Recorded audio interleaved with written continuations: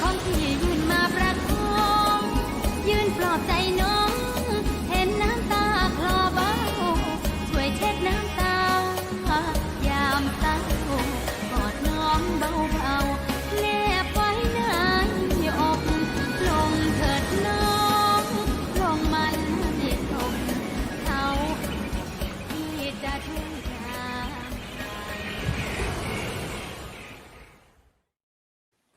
Hi guys, welcome back. It's Friday night again and time for another stream. Good to see 64 in straight at the beginning there. Guys, if you live in the UK, isn't it cold? It's really cold. I've got a heater here, but it actually gets too hot, so I'm gonna have to keep turning around on and off. So lots of stuff to tell you tonight, guys. Good news, bad news, and a few surprises along the way. Okay, let's say hi to everyone. So who we got in this week? Yeah, usual suspect, Shinria. Yeah, we'll talk about that one a little bit later, Shin. Brian Jones, hi from Australia. Going Thailand next month, just preparing to accept the hurdles that might crop up. At least the journey has begun. Right, there's some big change. Well, a big change on December the 16th. And I'll tell you a little bit about that. I've got quite a bit of news to tell you. There's been quite a bit of changes, but we've got 87 in now. It's creeping up. Once we get over 100, then we'll start getting into the serious stuff. Is that Rumpel LB? Peter, did you see the variant change? Okay, we'll talk about that. Don't want to give it away yet. Dave Andrew, hi Peter. Final 4-day countdown to Thailand on Sunday. RT-PCR test at Glasgow Airport, then fly Emirates on Tuesday. I'm scared big time with all the hoops to go through. Yeah, everyone seems to be in the same boat, Dave. I'd love to know what you're going to pay for your PCR test at Glasgow Airport. That's the fit to fly 72-hour one, isn't it? Don't forget the time difference. Make sure you get it well within 72 hours.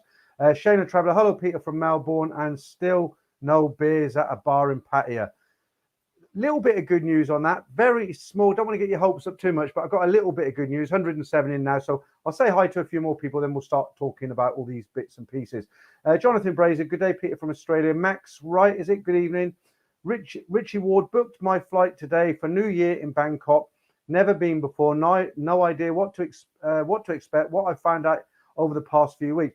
Well, the thing I say to you, Richie, is if you go now and you have a really good time, because the bars aren't open, if you go now and you have a good time, or in December and you think, well, this is great, I want to come here again. Hopefully, the next time you go back there, whether it's in 3, 6 months, whatever, everything will be back to normal, and you'll really see what Thailand's about. Just trying to be positive, guys, tonight. Javier Lopez, hi, good evening to everyone. Hope you had a great weekend. Greg Fox, good evening. Till, yeah, hi. Jam Jar Johnny, good to see you again, mate. Pesky McNuggets, hi Peter, ready to strap myself in for another. Guys, we're not going for three and a half hours. You know, I actually got drunk on the stream last week. Not silly drunk. I don't think. Well, I was worried a little bit because the next morning, you know, I had to get up early to take my daughter to work, which I have to do again tomorrow. I watched a bit of this stream and I was kind of cringing as I was watching it, but it wasn't too bad, was it? Tom Waddington, good evening. Damon, how you doing? Evening, Mr. Peter. Just finished peeling 60 kilos of potatoes, and yeah, that's a bit of a private joke going on there. I understand what you're saying. I'll just tell you a really quick story. Damon told me tonight he went into his local Tesco's to get a bag of shopping, just, you know, your local small Tesco's, not the big Tesco's. And he'd gone in every week after work or just to fill up a basket, you know. And the woman last week says, "Do you want a bag?" "Yeah, I'll have a bag." She puts everything in the bag, hangs it to Damien, off he goes on his merry way. Well, this week, some idiot was sitting on the cash register, apparently. And Damien said, "Look, he says, do you want a bag?" "Yeah, I'll have a bag." He says, "Can you put the things in the bag for me?" He said, "Oh, no, I can't do that because of COVID." And Damien said, "Why?" He said, "It's come off a flipping articulated truck. Your staff have unpacked it and put it on the shelves, touched it. Customers have probably picked it up, coughed and put it back. You've took it out of the basket and put it on the counter, and you can't pick it up and put it in my bag." Anyway, crazy times we live in. Dutch Falang, how you doing? Taxi to Lao, hi. Right, most people saying hello now. More fan mule, is it? Hi to you. Adrian Baker, hi from Sydney. Yeah, you're not having you'll be nice and warm over there in Sydney. It's really cold here tonight. I think -2, and we've got a big storm coming in, apparently 100-mile-an-hour gale force winds. Last time we had one a few weeks ago, it wasn't as strong as that, and it ripped the tiles off a lot of houses around here. Just a few. I was lucky. None of mine went. I've had all mine cemented down on one edge, so they can't come off. JJCD39, hi. Darren Drew, I said hello, did I? Andy Davey, Wolves View. Right. Okay, all right. I might as well let you into that. I'll put that up on screen. Okay, so Wolvesville, Ed Sweeney say you might be on his stream soon, mate. Good news. Thailand are looking to change a Yeah, we'll talk about that in a second. A lot of guys have said on this channel for a long time, probably a year now, they said, why don't you do a live stream with Ed Sweeney? So, like I mentioned last week, you know, I've contacted him on his Facebook, I've contacted him on his channel, on his live comments, and he, you know, he said, yeah, I might do it with you one day, Peter. And I tried to get him on this time. I tried to get him again just because he contacted me on Facebook and he said, would you like to be on Steady Eddie's stream Monday? And I said, so I wanted him to come on mine. So I said, look, Ed, your stream's really late. You know, I've got to wake up on Friday morning at 7 to do some work. The reason I do mine on Friday is because, yeah, I have to take my daughter to work, but I don't have to wake up at 7, maybe 8. And so he kind of just said, oh, well, we'll keep in touch and all that. And I thought, well, no, I'll make the effort because, you know, a lot of people have been asking for it. And yeah, so I'm on this Monday. I was actually going to do an impression of him, but I think some people might get upset. I was going to say halfway through the stream, I was going to say, Ed, I'm just going off to get some food. And I was going to come back with a pork pie. I said, I've just got this lovely pork pie. I bought 20 of these for 22p. Dig into them.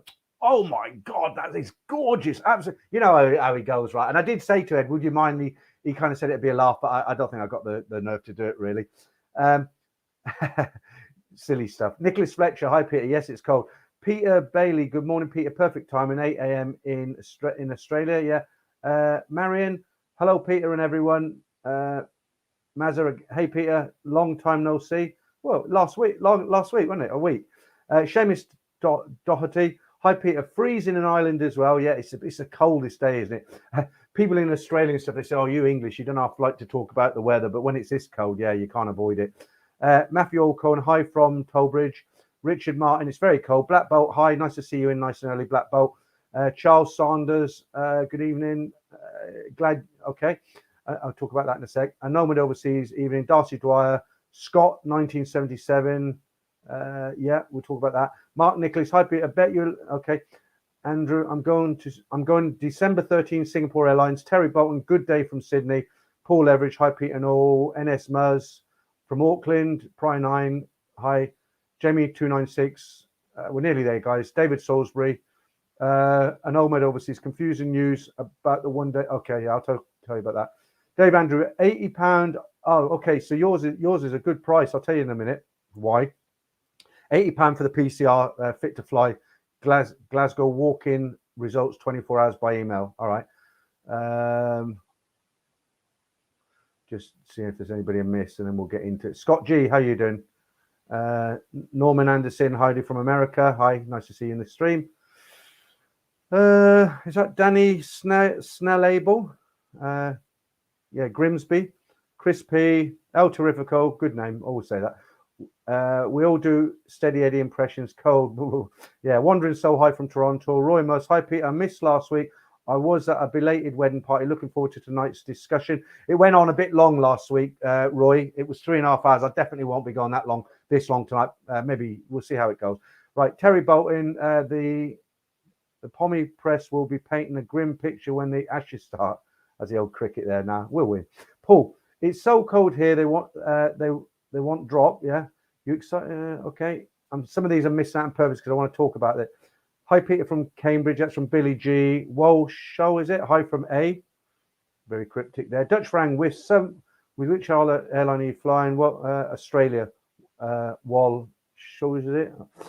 Darcy, Bill Pat's also from Belfast, mate. Yeah, hi. Fran Rush, bit worried about the new variant. Okay, yeah, okay. So we're there. So let's talk. Let's talk, guys. Right, first thing on the agenda. What have I done with that? I've got something to show you. Oh, what have I done with that? Hang on a second, guys. I've just had it and I put it down. Blimey. Right, talk among yourselves, as they say. Ah, there it is. Right. Do you remember last week I was saying, well, 2 weeks ago I was saying, right, I'm not going to Thailand, not with all this stuff going on. It's too dodgy. I'm too scared to go. Not scared to go, but it's too much going on. And then last week I came on, I said, I don't know whether I should go or shouldn't go. I feel like a bit of a hypocrite having a channel called Thailand Bound and not going. Well, there's been a major change since then, guys. Have a look at this. That is My Thailand pass approved. So I've got it on my phone as well. So when I get to Bangkok, that's what I have to show them. I'm booked on Thai Airways to go in the middle of December. And my PCR test, fit to fly test, £129. Ouch. But you know what I'm a little bit peed about? The good news and bad news today. So, right. So, yeah, some of you guys are right what you were saying. Over 200 in now. Hi, guys. Right. Entering Thailand will get a little easier and a bit cheaper. The CCSA approved the use of rapid allergen, is that how you say allergen tests, to screen international arrivals for COVID-19 starting December 16, which just happens to be the day after I get there. The ATK method will be replacing the PCR test, meaning travellers won't need to wait long before they're allowed to travel throughout Thailand. The measure will apply to travellers entering under the quarantine exemption scheme and sandbox scheme, and we know that already. While the PCR test is said to be more accurate, the results come back much slower, and travellers entering the country have been required to book a night at an approved hotel while they wait for the results to come. So that's the good news. So in other words, what they're doing now is, you know, I had to book a Shah hotel, like a government hotel, and I booked a hotel that was £110. So when I booked it, I would have had to land at the airport. I was going to get picked up by the hotel, taken to the hotel, swabbed, and then I wait at the hotel for my results. Of course, now it's better. I haven't read this, but I'm presuming if they give you the little plastic test kit at the airport and it's an instant, it's an instant result, then you don't need to. Surely you don't. There's nothing to wait for. So really, if you come back negative on that, then surely that's it. You're away. But the only thing that cheesed me off a little bit, this time at the moment, there's a lot of nice hotels. I'm not talking 5-star, but there's a lot, and I'm not talking hostels and real budget. But there's a lot of nice hotels for about £20 a night, $25 if you're in the States. I don't know what it is Australian. And while we're talking money, let me just put that up for you guys. Yeah, so I was planning £20 a night, £20 a night for a hotel, and I wasn't going to be staying in a crappy hotel for that. I mean, an example, it'd be something like the Ambassador or the Swiss Hotel on Soy 11. I'm going to change my hotel this time from where I usually stay. I just fancy trying something different. And but I had to pay this it was 4,000 something baht. It's probably about £100 to be fair. And it's a nice hotel, but it's not a fancy hotel. It's just a nice hotel. But the reason I booked in there is because Michael, who did a couple of videos with me, he went there and he said the staff were really nice to him. You know, the service was really good. And for that £100, I get 3 meals. I was getting picked up at the airport. I don't know if I'm still getting picked up at the airport. I arrive at sort of about 7, 8 in the morning. So, you know, I could have slept in the day and gone out at night. So that's quite good. But I'll tell you what's worrying me now, and I'll put my hands up. It is worrying me a little bit. Let me read this out to you. This is from the UK side of it, and I'll tell you why I'm worried about it. Darren Drew, super chat. Let me put that up for everyone to see. Thank you. Straight in there. Let me get rid of this, and then we'll talk about it. You know, I like to put the super chats up, so I'll put that there. Right. Let me just read this out to you, and you'll get the gist of it, and I'll talk about it. So, Savid Javid, that's our I forget his official title, but he's is it health? Tonight sounded the alarm over a new worst ever super mutant Movid variant that makes vaccines at least 40% less effective, forcing flights to be banned from South Africa and 5 other countries. Experts explained earlier how the B11529 variant has more than 30 mutations, the most ever recorded in a variant, and twice as many as the Delta. That suggests it could be more jab resistant and transmittable than any version before it. So what we will be doing is from midday tomorrow, we will be suspending all flights from 6 African countries. They include Namibia. I can't even pronounce half of these. You can look the countries up. We will be requiring anyone that arrives from these countries from 4 a.m. on Sunday to quarantine our hotels. Right. Well, that's good, but I'll tell you why I'm worried. Let me just get rid of that. Lost it. I'll put another one up quick to get rid of it. Right. I'll tell you why it worries me. Somebody pointed this out to me today, and it's a true fact. Now, those 7 countries where they've got this new mutant virus, Movid, you know. Okay, so they've stopped. They're saying, right, this 7 countries, nobody can fly in from there, so we'll be safe. But what's going to happen? Those people in those countries that aren't allowed to come here now, they fly around Africa, don't they? They go from other countries around Africa. I don't know how many countries. I should have looked it up. How many countries are in Africa?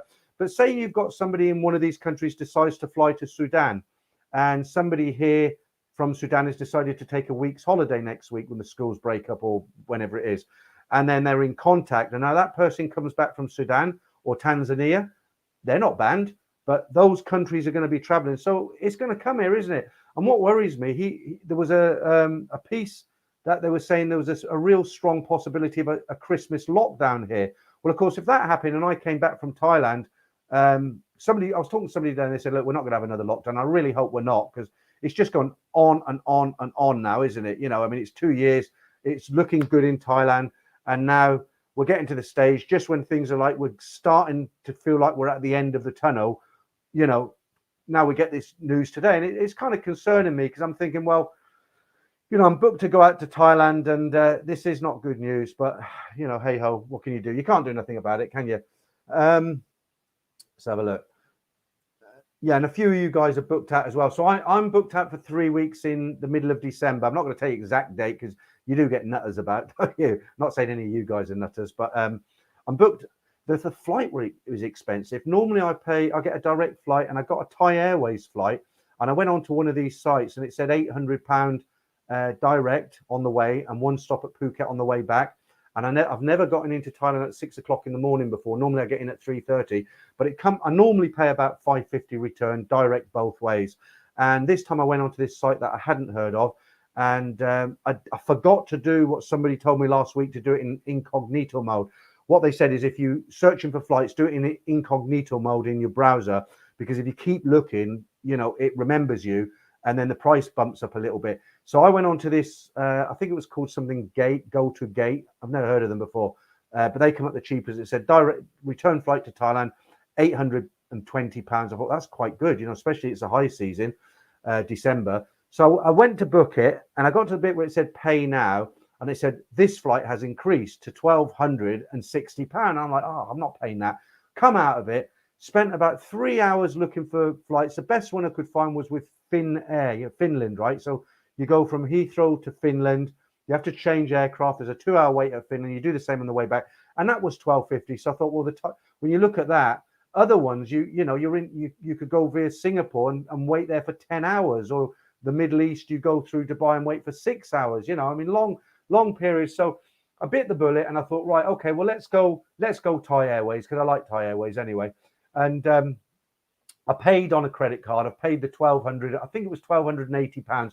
I paid that, and I've got a return flight. I go Heathrow direct to Bangkok. That's good.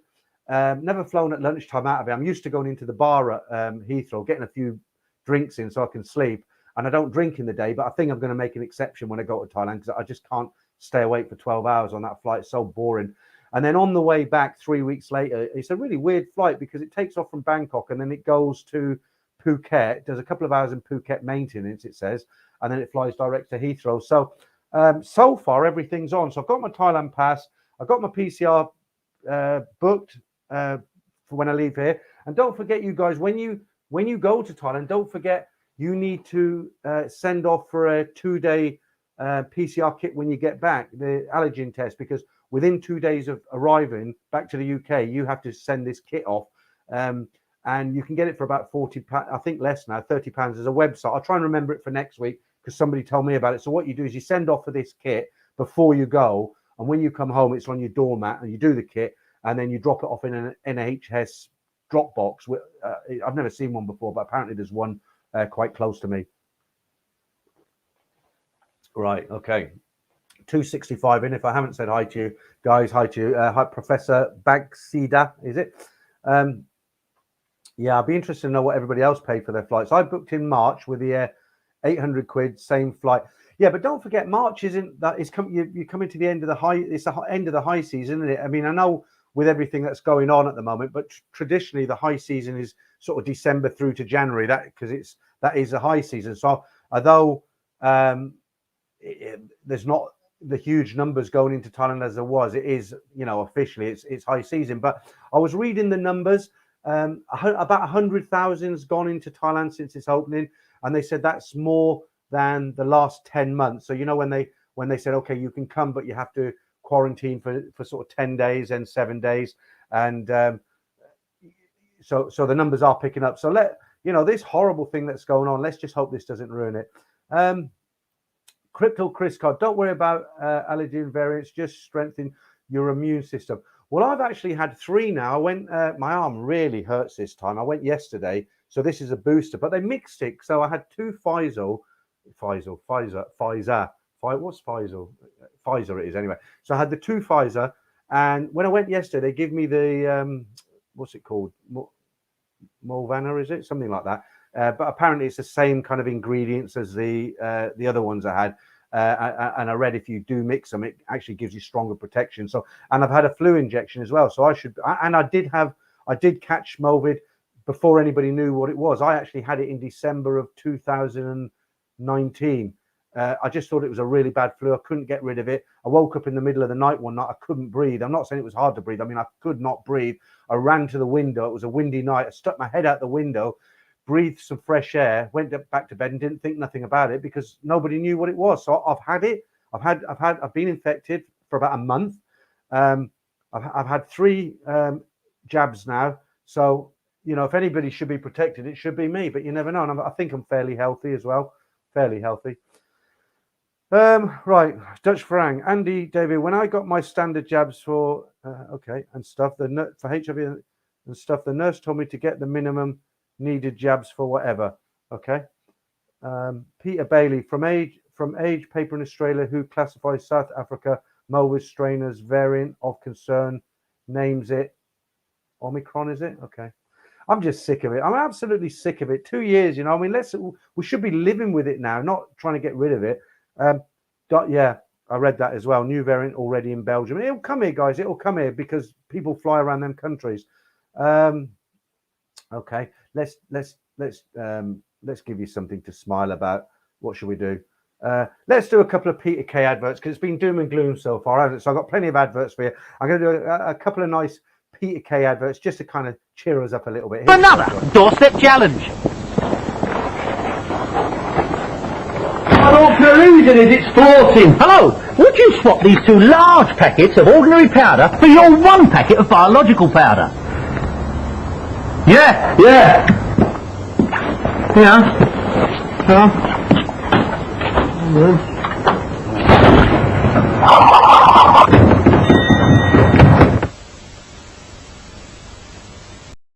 He's just funny, isn't it? We'll do one more for now and then we'll get into the other stuff.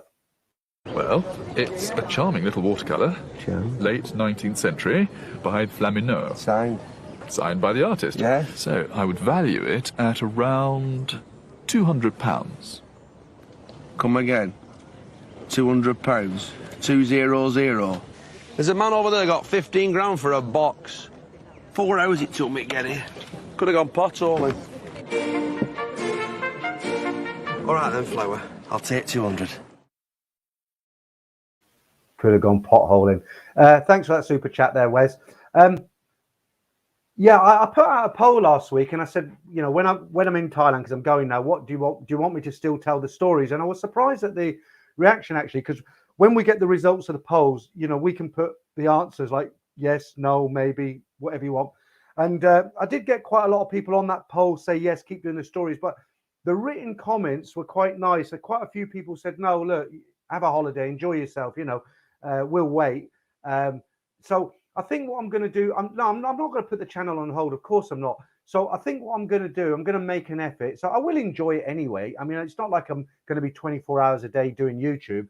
Of course I'm going to enjoy it. I'm going to Simon's for Christmas Day and maybe Boxing Day. And then his family go up into the mountains with there's about 30 of them. They're hiring a coach. And he said, do you want to come along New Year's Eve? And I thought, well, why not? I don't want to sit in a hotel room or a bar.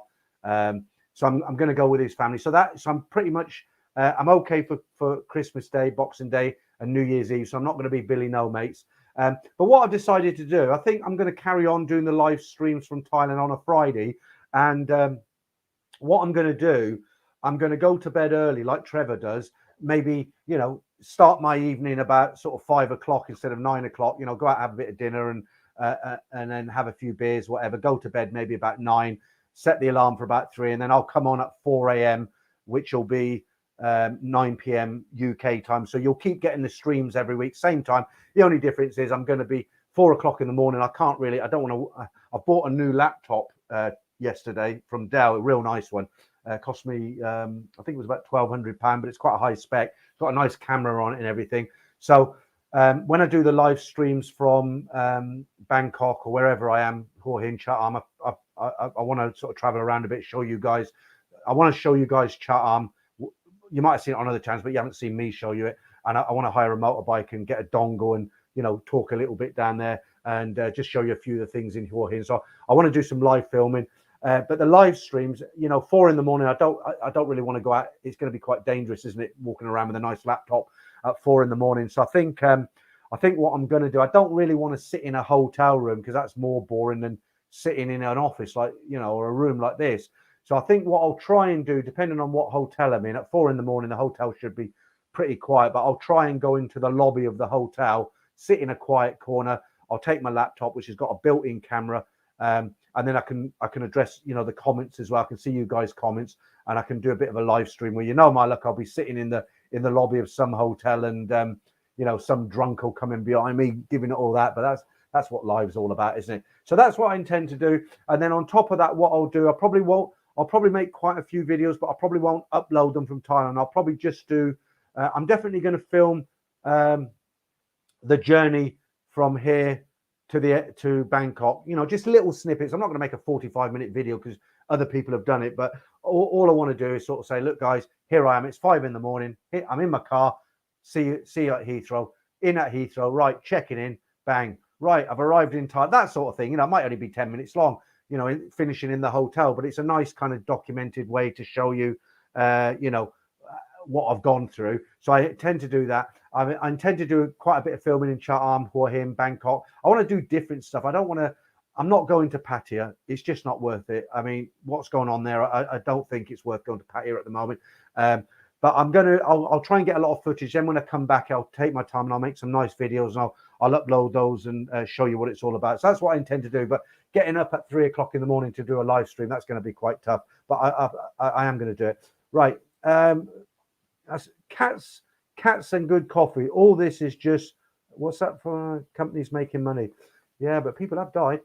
Viking 1, well, it's not 100%. Scott G, Aminda, well, that's not even in English, is it? Right, that's the one. I am waiting on my Moderna booster. Felt bad after my second Moderna vaccine, but only lasted a day. Yeah, do you know what? I don't know what to call you. I'm not going to call you professor. That actually happened to me when I had the first. No, it was the other way around. When I had the first jab, I felt like I was. You know, when you get the flu, your muscles get all achy and what have you. And I felt a bit bad. The second one was fine, and I've just had the Moderna yesterday. So yeah, we'll see how that goes. As long as my old fella doesn't drop off, we'll be all right. David Salisbury, I booked Thai Airway flights last March, 666 Heathrow to Bangkok, 19th to 12 till for a very good price. Yeah, that is really good. You've got it less than half the price of me, but that's because you booked it way back. Hi to Mark, how you doing? Yeah, good to see you in the stream. Right.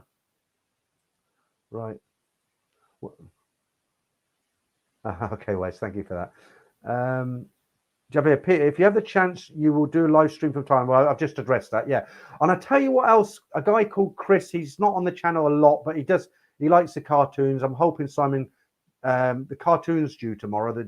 It's not Nat and Dave now, is it? It's Nat and New Guy. I don't know if he'll have it ready. I hope he has it ready because I'm really disappointed when it doesn't come out on the last Saturday. It will come out, but anyway, this guy Chris, remember this picture I put up last week? I said, look, would you have the balls to do what he's doing? That's a glass platform at the Sky Bar. Well, I researched it afterwards because this guy Chris, I'll tell you what he said in a minute. Because when I put this up last week, I said, I'll tell you what, I couldn't walk out on there. I would crap my pants. There's no way I'd walk out on there and look down. I just couldn't do it. And I looked it up. Where is it? And it's quite close to Lumpini Park. And if you know Bangkok at all, Lumpini Park, it's only sort of 15 minutes away in a taxi from the Sukhumvit area. And this guy, Chris, said, listen, why don't you go there and do it, film it? So what I'm going to do, I'm going to try and do, is I'm going to go there. I don't know, guys, I'm not going to say I'm going to do it because I might bottle out, but I'm going to go there. I'm going to look. At the very least, I'll stand on the edge and hold the camera over for you, okay? I might step off the edge. I don't know, but it looks really scary. Okay, what else?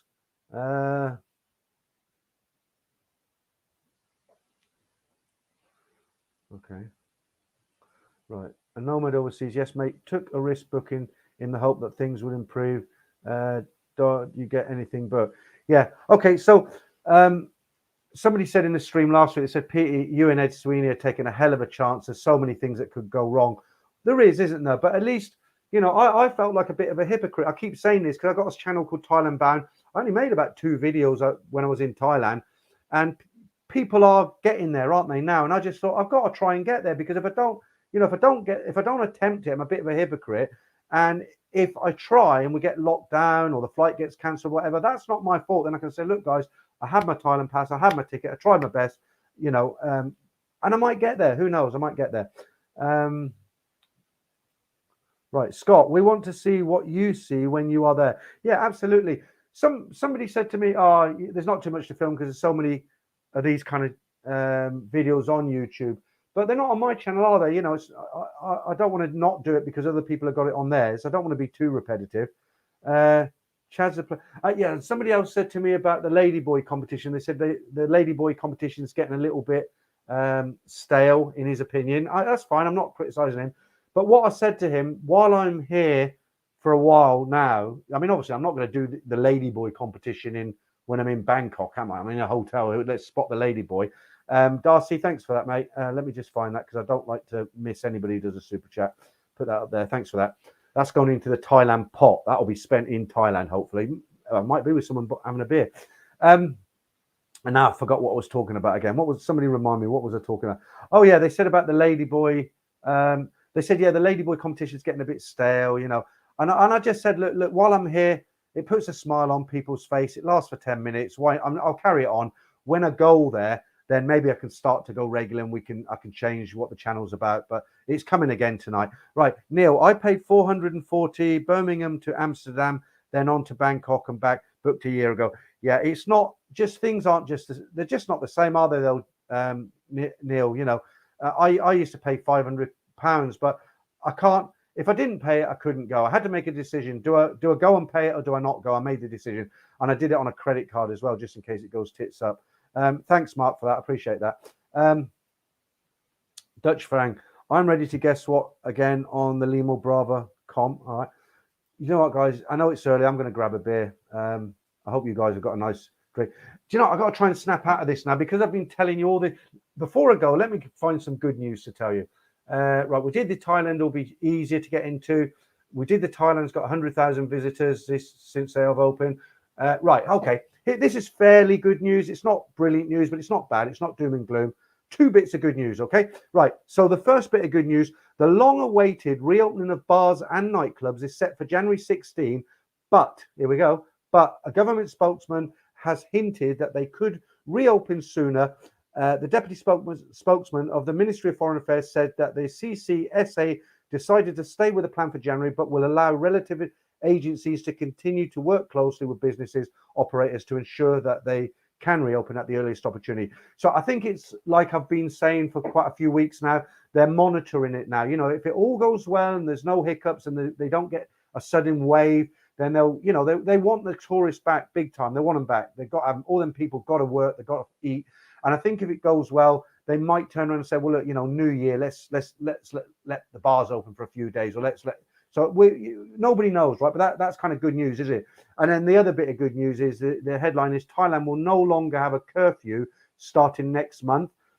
After lifting the nighttime ban being enforced in the last remaining 6 provinces as part of the measures to revitalise the economy and tourism sector, the country will also allow travellers to enter by land and sea and change the COVID-19 method for air travellers, like we discussed earlier, and allow tourists to visit more provinces. These measures will be implemented in December, according to the CCSA, which held a meeting on Friday. The decision to open the country more was made even as a new variant has been detected in South Africa and Hong Kong. The news sent stock markets reeling in Asia and prompted Britain to ban flights from the 6 southern African countries. So that's not bad news, is it? That's good news. You know, there's hope, there's light at the end of the tunnel. Right, let me, if I miss any of your comments, guys, usual sort of thing, because it's 2:89 in, there's quite a lot of comments coming in. I try to read what I can, but you don't always get all of them. Right, if it's important, write it again. But I think I'm 35 minutes into this stream now, and I think I'm going to get a beer. So let me just, I'll be 1 minute, guys.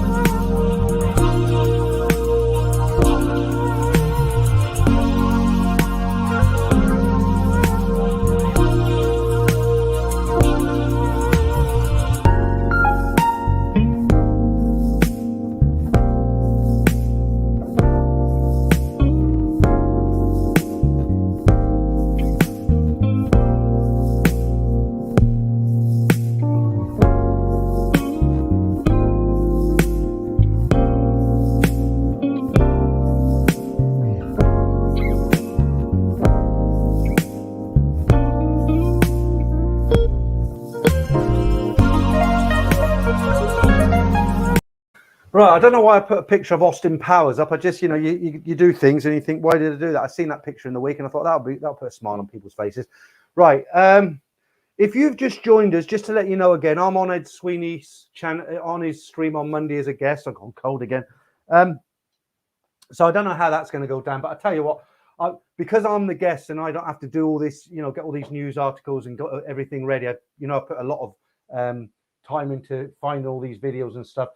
Because I'm his guest from the I mean, the only thing I don't like about it's a little bit late for me, but I'm going to as soon as the stream starts with Ed, I'm going to crack open a few beers. And I said to Ed, because we've messaged each other a couple of times, well, more than a couple of times. And the last message I said to Ed, I said, look, Ed, let's not make it too serious. Bring a few beers. Let's have a lot of fun, and let's make it a just a fun stream, basically. So I think I'll be on there for about an hour. I don't know what Ed's got planned. Pork pies and beers for sure, and squeaky doors. Right, Wandering Soul. Let's have a look. There we go. Wandering Soul. I have been to that glass floor. They won't let you hold the camera over the edge. What? Not even on the glass? No. Oh, that's a shame. Oh, you mean you can't? Why? Because you're not going to drop it. It's glass. It's not like it's going to fall down onto the street, is it? But if not, I'll just have to do a workaround, right? So I just want to say hi to someone very, very generous there, Mark Glover. Mark, thank you. That's great. That'll buy me a nice dinner when I'm in Bangkok, and I'm hoping I bump into some of you guys. Of course, you see me every week. I don't know what you guys look like. I'm going to be out and about. I'll be there middle of December until the end. Well, sort of about the 5th, 6th of January. I can't remember the exact date. But if you see me, I mean, I'll definitely be spending a lot of time in Soi 4 because there's a lot of those restaurants that are open. I'll be between Asok and Soi 4. I'm going to check out all the sois and see what's going on. But if you're there, if you're sitting there and I walk into the bar and you're sitting there on your own, come and say hello. I mean, I'm not a snob. That's a good thing about Thailand. You can do that. In England, it's a different story, isn't it? Right, guys. Oh, first one of the night. I won't get drunk tonight, I promise.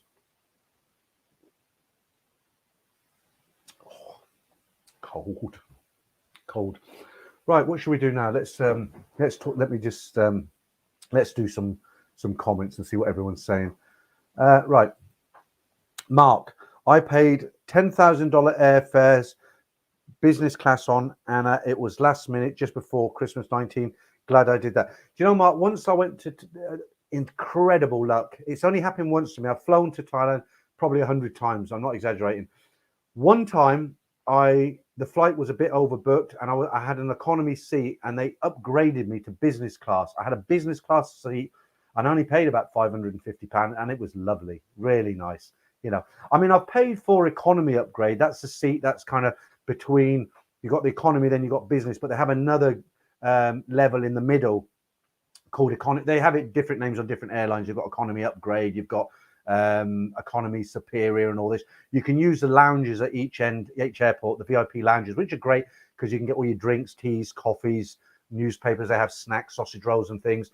And it's just very, very comfortable, and it makes you feel a little bit special, doesn't it? Rather than being packed in like sardines. Okay, Wandering Soul, just go there and film anything and everything. People will what? Yeah, okay. I haven't really made a plan. I just know that I want to get out of Bangkok, and I don't want to go. One of the reasons I'm not going to Pattaya is because I do want to. It's a great opportunity for me. I'm actually excited that I can go to Thailand and say, look, I'm in Thailand, I'm filming. I don't want to go to Pattaya because you've seen it. We've all seen it. There's so many good YouTubers based in Pattaya. Trevor, obviously. You've got that guy, Everything Pattaya. You know, he does some very good videos as well. I'm not going to name them because I'll miss someone out and they'll think I've done it on purpose. But there's no point me going to Pattaya and saying, oh, look, the bars are closed. Here's the beach road. Talking of the beach road, I've got to tell you a funny story. I've got a photograph of this. If I can never find the photographs. There we are. I was told today I should 300 in now. So hi guys, if you just joined us. Somebody said today, why don't you tell a joke every week? Do one joke on the stream. And I thought, if they're not funny, it won't come out right. But I'll give it a go. Okay, I'll try and do one joke every week. So here's this week's joke, and I'll probably cock this up. So Snow White's going to the ball, and the ugly sisters say to her, make sure you're in by midnight. And Snow White says, why have I got to be in by midnight? She said, if you don't get in by midnight, your fanny will turn into a pumpkin. Fair enough. She goes out to the ball. She's dancing with Prince Charming. She says to Prince Charming, what's your name? He says, I'm Prince Peter, the pumpkin eater. What time you got to be home? She says, 6 a.m. Boom, boom. So we'll try another one next week. Right. Let me stick this up and let me get the story for this, because this is I had to laugh when I read this, and I cried as well at the same time. Right. Can't find the flipping story now. Oh yeah, here we go. Right. So there's a picture on screen. The title of this is, and it's laughable really, Pattaya police begin what they called a crackdown on suspected prostitutes on Pattaya Beach early this morning, just after midnight, November the 25th. Right, suspected. Pattaya City active police chief ordered the team to patrol along Pattaya Beach area. The patrolling, according to the colonel, is to prevent any crime or gathering causing the potential spread of COVID. According to the colonel, there are many complaints from concerned citizens about women and transgender ladyboys, individuals allegedly selling sexual services on the beach area. Well, all I'd say to that is, what's new? Anyway, I just thought it was quite funny. Okay, let's go back and Shane O'Traveller, Peter Powers, that's it.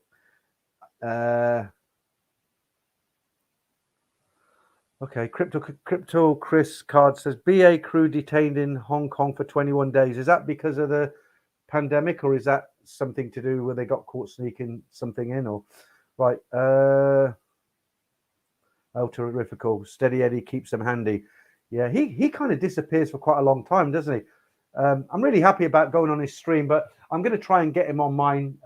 He's quite an elusive character, you know. Ed is. He's and he is a man of few words. I told him that, because you'll send him a message and he'll send you a thumbs up, and you'll send him another message and he'll send you another thumbs up, or you'll send a big message about ideas what to do, and he'll say sounds good, you know. And I did say to him, you're a man of few words, so he's got plenty to say on his stream. So hopefully he won't be. It should be fun. Yeah, that's it. All the Austin Powers Shagadelic. That's it. I should have got a picture of the two twins. Remember them, the Japanese twins. Okay, Nicholas says, I've been around people with COVID. Lots never get. I never get a cold or flu. Maybe it depends on your immune system. Yeah, definitely, Nick. It does, because I'm not a doctor, obviously, but you know, a lot of the people who sort of passed away, they had underlying health issues. It wasn't because of the disease. That just helped it along, didn't it? One of the reasons why I lost a lot of weight as well. You know, I've got to make that video, haven't I, before I go? You know, that this weight loss thing, my original plan was to get to, I was 115 kilos. That's about, I don't know, 17, 18 stone. When we had the first lockdown, I was eating like a pig. I was a bit depressed with it all. And I just put a lot of weight on. Then I woke up and thought, right, Peter, you got to do something about this. This is dangerous. And my goal was 25 kilos. That's a lot of weight, guys, 25 kilos. I'm down to about, I keep hovering around 93, 94. Now, I'm not eating at night. I'm not eating pizzas. I'm not eating crisps and Mars bars and all that sort of crap. I still drink. I know that's not good, not great for weight loss. But I do a lot of stir fries with fresh vegetables, chicken, scrambled eggs with just the whites, plenty of fruit. I eat more fruit now than I've ever and I'm down to sort of, I kind of go 93, 94. Now, if I don't get down within the next couple of weeks, I'm going to say, well, that's it, guys. I'm definitely eating healthy now. I've changed my lifestyle of eating. I used to eat what I wanted, when I wanted, and I didn't care, and I ballooned up. But I'm quite slim now. If I stand up, I used to have a pot belly. My face was quite chubby, but I'm kind of straight now. I don't have a pot belly. I might go ahead and make that video because it will be at least 21 kilos. And to put that in perspective, as I said last week, that's one of those hard Samsonite suitcases full of clothes. That's 20 kilos. So 21 kilos is quite a bit of weight. Where's that? Shane Old Traveller, you and Thailand Bound got a mention on Tiger Bites the other day. Did we, Wes? Was it? I know I got a mention on the Tiger when I left a comment on Bangkok Pat's video and they read my comment out. They thought it was a nice comment. Is that the one you're talking about, or did they mention something else? I'd love to know because I didn't see it, and I don't think I'll go back and troll through the old videos. But if they did, let me know, Wes. I'd love to know which one it was. Right. Someone's calling me fella here. Toffee Man 147. Just join the chat, fella. What's your weapon of choice tonight, pal? Right, weapon of choice. Well, it's the same. Here we go. Look, you know what it is, guys. It's a Kronenberg 1664, 5%. I don't like beer that's less than 5%. You can go into Tesco's and get beer. It's 2%. 2%. That's for brushing your teeth, wasn't it? Okay. Terry says, Crypto, Chris, Carr, were the BA crew up to their old tricks and sniffing white powder? That's what I meant to say, Terry, but I was trying to keep it I was trying to keep it sort of YouTube. You're all right to say it, you guys, but if you own the channel, YouTube can get a bit funny. The Third Man, there's a name and a half. People need to get on the streets, no more lockdowns. Guys, I don't want to preach because I don't know nothing about it, but my own personal opinion is I do read what some of the doctors say, and they say, look, it's never going to go away.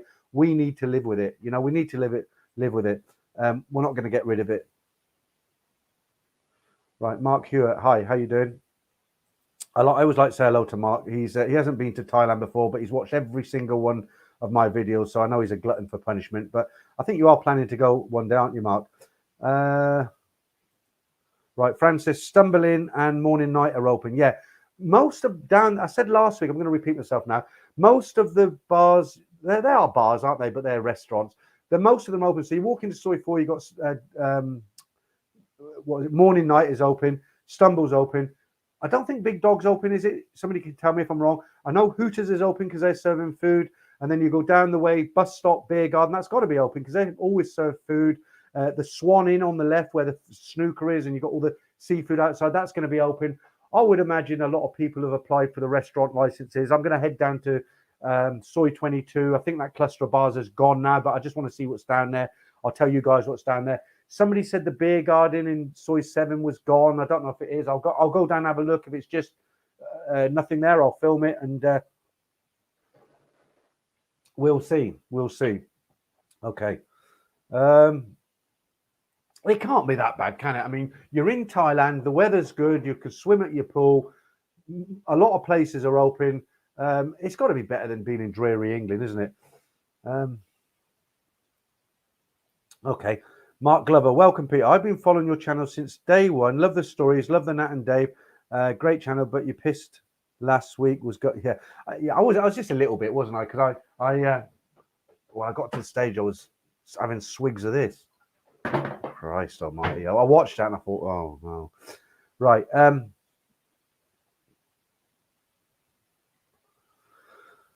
Yeah, Joe, exactly. Why go to Pattaya? It's closed. I think now, because of what's going on, I think your best bet really is Bangkok because there's limited what's open. Bangkok's a big city, isn't it? You go to Pattaya, I know they have like funny tea, they serving tea out of funny teapots and funny coffee pots, but it's all cloak and dagger, and that's not really fun, is it? If you went to Hooters for the night and sat in Hooters, had some chicken wings and you had a few beers, talked to a friend, you're in there with a friend, a lot of eye candy, as they say, you can have a good night, can't you? So, that's got to be better than sort of ducking and diving in Pattaya. Okay, let's do something else now. Let's have a look. Right. Nearly an hour. We'll do the Ladyboy competition in 10 minutes. This will put a smile on your face, look.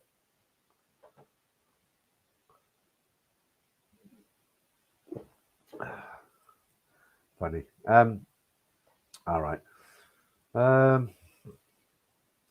Okay, let's do. Somebody was well, I'll do a couple of adverts or one advert. We'll do the PG Tips adverts as well. I said to you guys last week, if there's any of the older adverts you'd like to see, let me know. I'll go off and hunt them down. Somebody said the one where the gorilla was playing the drums as Something in the Air Tonight. And I thought, yeah, I'll go and look for it. I found it.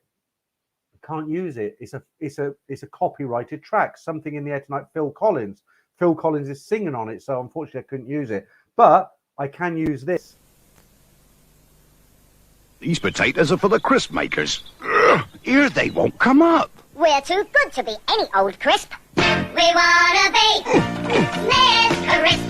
We wanna be Smith Crisp.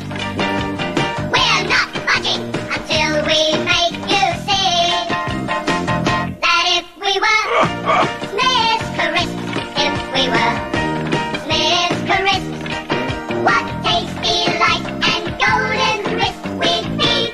I better phone Smith's. We wanna be Smith's Crisps, so good. You don't see them anymore, Smith's Crisps, now, do you? They were quite popular when I was younger, sort of around in the 80s, like Golden Wonder. When I was a kid, they used to be very big. It's all Walkers now, isn't it? Somebody asked if I could find this one, so I'll just play this and then I'll get back into your comments. Your Cinzano Bianco, signora. Thank you. Ah, yes, gracias. How do it? No, mine was a Cinzano as well. Now that's better. Oh, can't you just smell those Italian wines, suffused with herbs and spices from four continents? Why, being boring. Oh, sorry. Sorry. All right. Getting your head down, sweetie. Jolly good idea. From the house of Cinzano Bianco. Yeah, that's very dated now, isn't it? But I've done it now. I won't do it again. Okay, Evil C.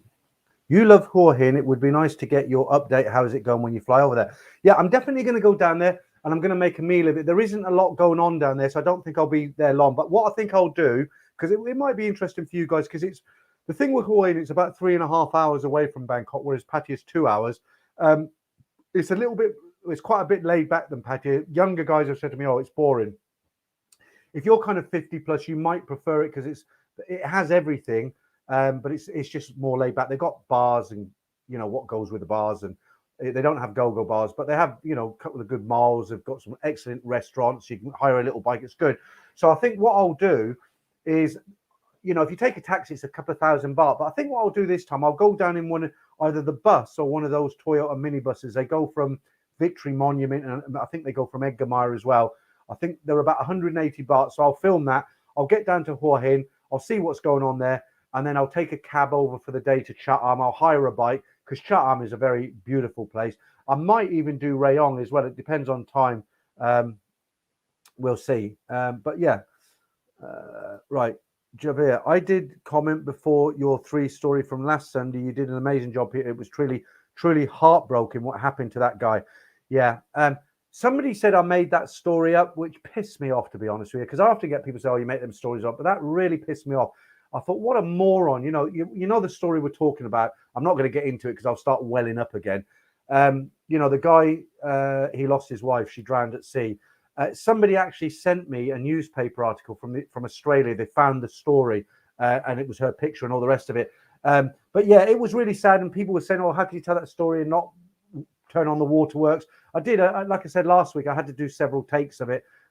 It was real sad. But, the guy, he came back to me and he said he said, I really like that video. You did it proud, and the picture and the tribute at the end.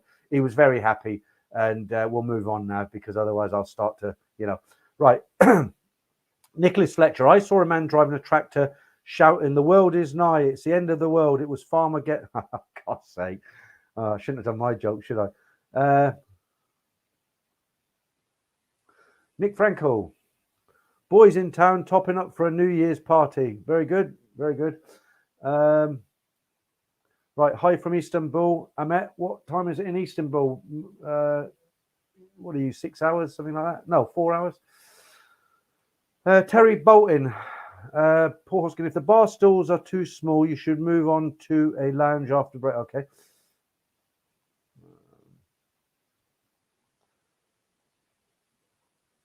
Right. Robert UK, looking forward to a 90-day or more when arrive in Bangkok. Catch the bars open. Hopefully, yeah. I do this little part-time job. It's not all about the money. The money's great. I mean, it helps. But what it is, I when I come back, I was kind of retired. I didn't work for 2 years. The first 6 months was brilliant. I fixed up my house I moved back to Kings Lynn back then. I don't live there now. I spent 6 months doing up my house. The second 6 months was nice because I was enjoying it. And then by the end of the 2 years, it was driving me crazy. So I do a little driving job now. I drive these special needs children. I pick them up from the villages. Only takes me an hour and a quarter. I pick them up from the villages with a female escort, a passenger assistant, they call her. I drop them off at a special needs school, and then I go back at 3, pick them up, and I drop them off. And it's great. It gives me a reason to get up in the morning, and it gets me out of the house. But I might knock it on the head soon, because although it's been good for me, the last couple of years I did it, I'm restricted to school holidays, and I want to spend some real serious time in Thailand now. I want to get back into it. I spoke to my wife. She's got no issues with it. In fact, she'll be happy to send me off on a plane, because when you've been married for 31 years, sometimes it's nice to have a month or 6 weeks on your own, have the house to yourself. So I'm going to give it some serious thought. I think maybe after June, I'd like, because at my age, I can't keep flying out for 2 weeks, 3 weeks. It's really tiring. The door to door, it's 18 hours for me, and that's a direct flight. Right. Taxi to Laos says, I'm 85 kilo, need to get. So, I mean, you probably mean you need to put weight on, right? Okay. Right, guys, it's that time once again. Let's get down here. Let me go right down the comments. Yeah, Damien says, check out Monsoon Restaurant in Soy 8. That's next to the, you mentioned it so many times, Damien, the hotel, something Lodge, not Flipper Lodge, that's in Pattaya. Oh, what's that hotel called? I can't remember, but it's next to the Monsoon Restaurant. That's where you stay, isn't it? Okay. There is a backup bottle. Yeah. Naughty boy. Look, naughty boy, last week sneaking a swig of whiskey isn't too bad. Well, I'll just have a drink of my coffee with my beer. Oh, that's ever so strong, that coffee. Right. What? Right, James Broadbent. We used to call a girl Cronenberg 1664. She looked 16, team from behind, and 64 at the front. Okay, boom, boom. Wandering Soul. Forget Pattaya. Bangkok is better. Pattaya is good, but just not right now, guys. Terry says a lockdown in Isan village would be better than Blighty. Yeah, I know what you mean. I know where you're coming from. What's Mark's saying something? I like Pattaya because it is more small town. Yeah, I mean, I don't dislike Pattaya, Mark, but remember, I lived there for sort of 3 years. I had an apartment, a couple of apartments. I lived in Naklua, which is North Pattaya, and I also lived on the beach road, but right at the far end, as you come down from the Dolphin Roundabout, turn left. I think it was Soy 1 or 2 there, had an apartment there. And Pattaya becomes very small after a time. You think Pattaya is a big place, right? When you live there, it gets smaller and smaller and smaller, if you can relate to that. Right, okay, guys, let's do the Ladyboy competition because it's an hour already. Thanks, Damon, for that. You want me to look at your comment to tell me the hotel, I'm sure. I've worked you out now. Where are we? Stable Lodge, that's it, yeah. So I know when you do a small one like that, you want me to go straight to that comment. I know now. Back on with the heater. Okay.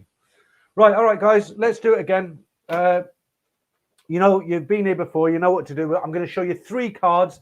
There's a lady on one side. There's a lady boy on the other side. The idea of the game is you tell me which one is the lady boy, and we'll get straight into this. I've got the answers here, and we'll see how many people get these this week. You're getting better, guys. You're getting better. I'll be honest. Oh, my face is starting to flush now after I drank that coffee. Must be the heat. Okay, right. So here's the first one, and to make it easier, we don't do left and right because you might be looking at the left, but it's right for me because of the camera and everything. I've written on there how to distinguish it. Are you ready, guys? Tell me which one is the lady boy. I forgot to put music on again with it. So is it the white top or the pink top? All right, let's get into your comments. They should be coming in soon. Hi, Michael. What are you saying now? On the way to Hua Hin by Motul tomorrow. Okay, don't rub salt into my wounds. Nice to hear from you, by the way. Right. Yeah. Okay. Which one? Well, let me see if we've got anybody answering this yet. Right. Okay.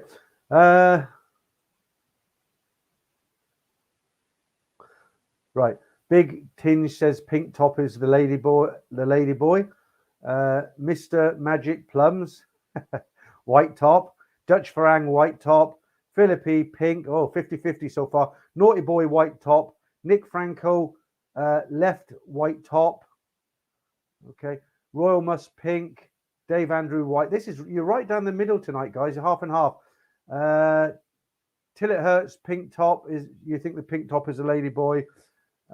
Gordon says the white. Billy Bong, pink. Tony, pink. Paul, white. Taxi Talal, pink. Pesky McNuggets, white top. Where's Appleyard, white. Rob, white top. Mark, pink. Tilt, pink. McTie, is it? White top. Javier, white. David Baker, white. James, why are you obsessed with ladyboys? Why are we obsessed with ladyboys? I don't know, James. Maybe we'll tell you that next week. Right, Steve, pink.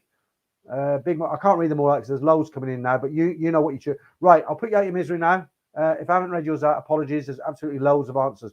Right, let me just put the last one on there so I know where. So I know what the last one was. Evil C says white. Right, so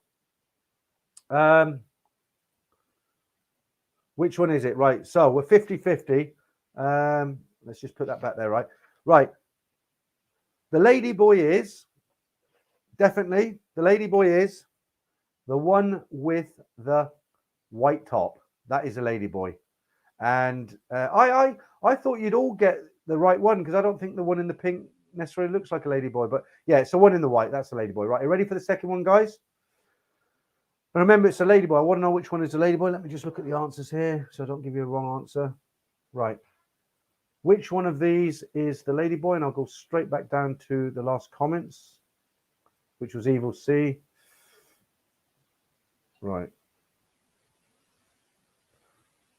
Paul Hoskins, old bugger. I take it you got it wrong again, Paul. All right. Right. Timothy says black. Dutch Farang, black. Dutch. Come on, guys. Simon, black. Oh, it's one-sided tonight. A Nomad Overseas, white top. Billy Bong, white. Okay, not as many answers coming in as the last time. Tina, black. Okay, I'm going to put you out your misery quite quickly on this. Yeah, I think I've made this one too easy, guys. So, Greg, let me just highlight Greg so I know which is the last one. Right, so I'm looking at my answers here. The lady boy in this one again is the one on the right in the black top. Now, that looks very similar to the last one, does it? Is it the same one? Have I screwed up? No, is it different or the same? Different. Okay, third one. Let me go back to the last comment so I know where I am. That's Sander Pop Curtis. You've got the Erowyn waterfall there in the background. Dutch Farang. Right. Okay. Right. So, final one for tonight, guys. Which one is a ladyboy? Is it the one in the blue top? You can't really. Let me take that comment off because you can't really see, can you? Hang on. Right. The one in the blue top on the left or the one in the white top? Which one is a ladyboy? A little bit difficult, this one.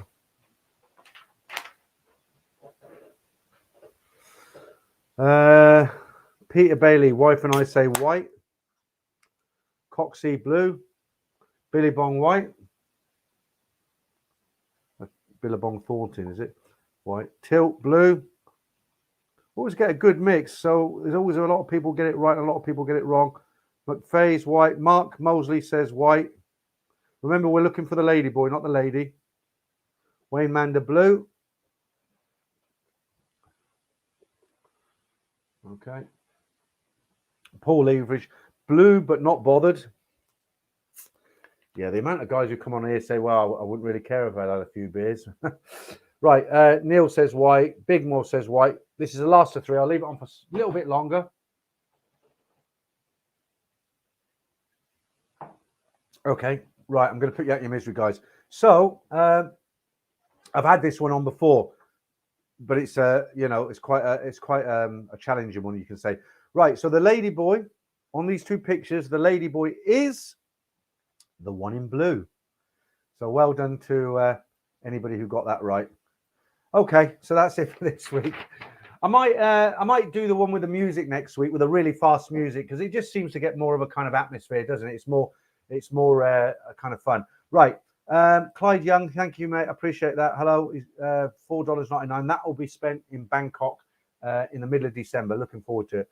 You know, when I first booked this trip, I was very nervous, and somebody wrote me a message. This isn't why I booked it, but after I booked it, they didn't know I booked it. Somebody wrote me a message and they said, grow a pair, just go. And I was happy to be able to write back and say, hey, I'm on Thai Airways and I have my Thailand pass. So, not really like that, but you know what I say. Right. Right, Chaz, I got 6 right in a row. Okay, so that's 3 this week, 3 this last week. Mark Diesel, damn, so I would have had a surprise sausage times 2. No, it's like I always say, guys, it's much harder in the pictures. I was lucky on Trevor's stream. When I went on Trevor's stream, I got all 3, but I nearly picked the wrong one. But somebody in the comments said, no, look at the hands. And I looked, I thought, yeah, he's right. And I got 3 out of 3. Trevor threw the gauntlet down to me. I then threw the gauntlet down to Trevor. Trevor got 1 out of 3. So he didn't do the walk of shame. He got 1. And he wants me to come back on his again and do it again. I don't know when. So we'll see how I do. But I did a private one with Damon. He sent me some pictures and he says, right, which one's a lady boy, which one's a lady? And again, I got all 3 right. So I don't know why. It's right. All right. Mark Hanley, Pete, just got on late as usual. That's fine, Mark. Just nice to see you. We won't be going for so long tonight, Mark. It was a marathon last week and I had a throbbing head in the morning. Gerardo says 1 out of 3. Coxey, what did you do? 2 out of 3. At least the one I got wrong was a looker. Okay, yeah. Mark Evans, believe me, I can't read that. Again, down to YouTube. I was wrong on all. I'd trick for sure if I went to Thailand. No, you wouldn't. You'd know the exaggerated laugh and the big hands and the normally big feet and the just so loud and tall and. Right, so I won't read that out. Right, Terry Bolton, you'll be nervous if the African variant gets out of control. No, I won't, Terry. I'll be disappointed because I've put myself in a mindset now. I was nervous to start with, thinking, this. I spoke to somebody and they said, look, whatever's going to happen happens, and I was nervous. I thought, well, I could turn positive at the airport. I might get my Thailand pass rejected. The flight I might get an email 2 days before the flight. I was thinking all this negative stuff. And I thought, you know what? It's all booked. It's paid for. I'm going. If it doesn't happen, it doesn't happen. Nothing. What's the point in worrying? It's not going to make any difference. Okay, I know what you guys need this time of night. Let's do this. Hey, boss, you papered over the door. Oh, it's the trend, lad. What's your trend, then? It's wall-to-wall papering, lad. 11cc got it, Vicky's for 2, and your favourite tea bags, PG Tips. Well, madam, what do you think of it so far?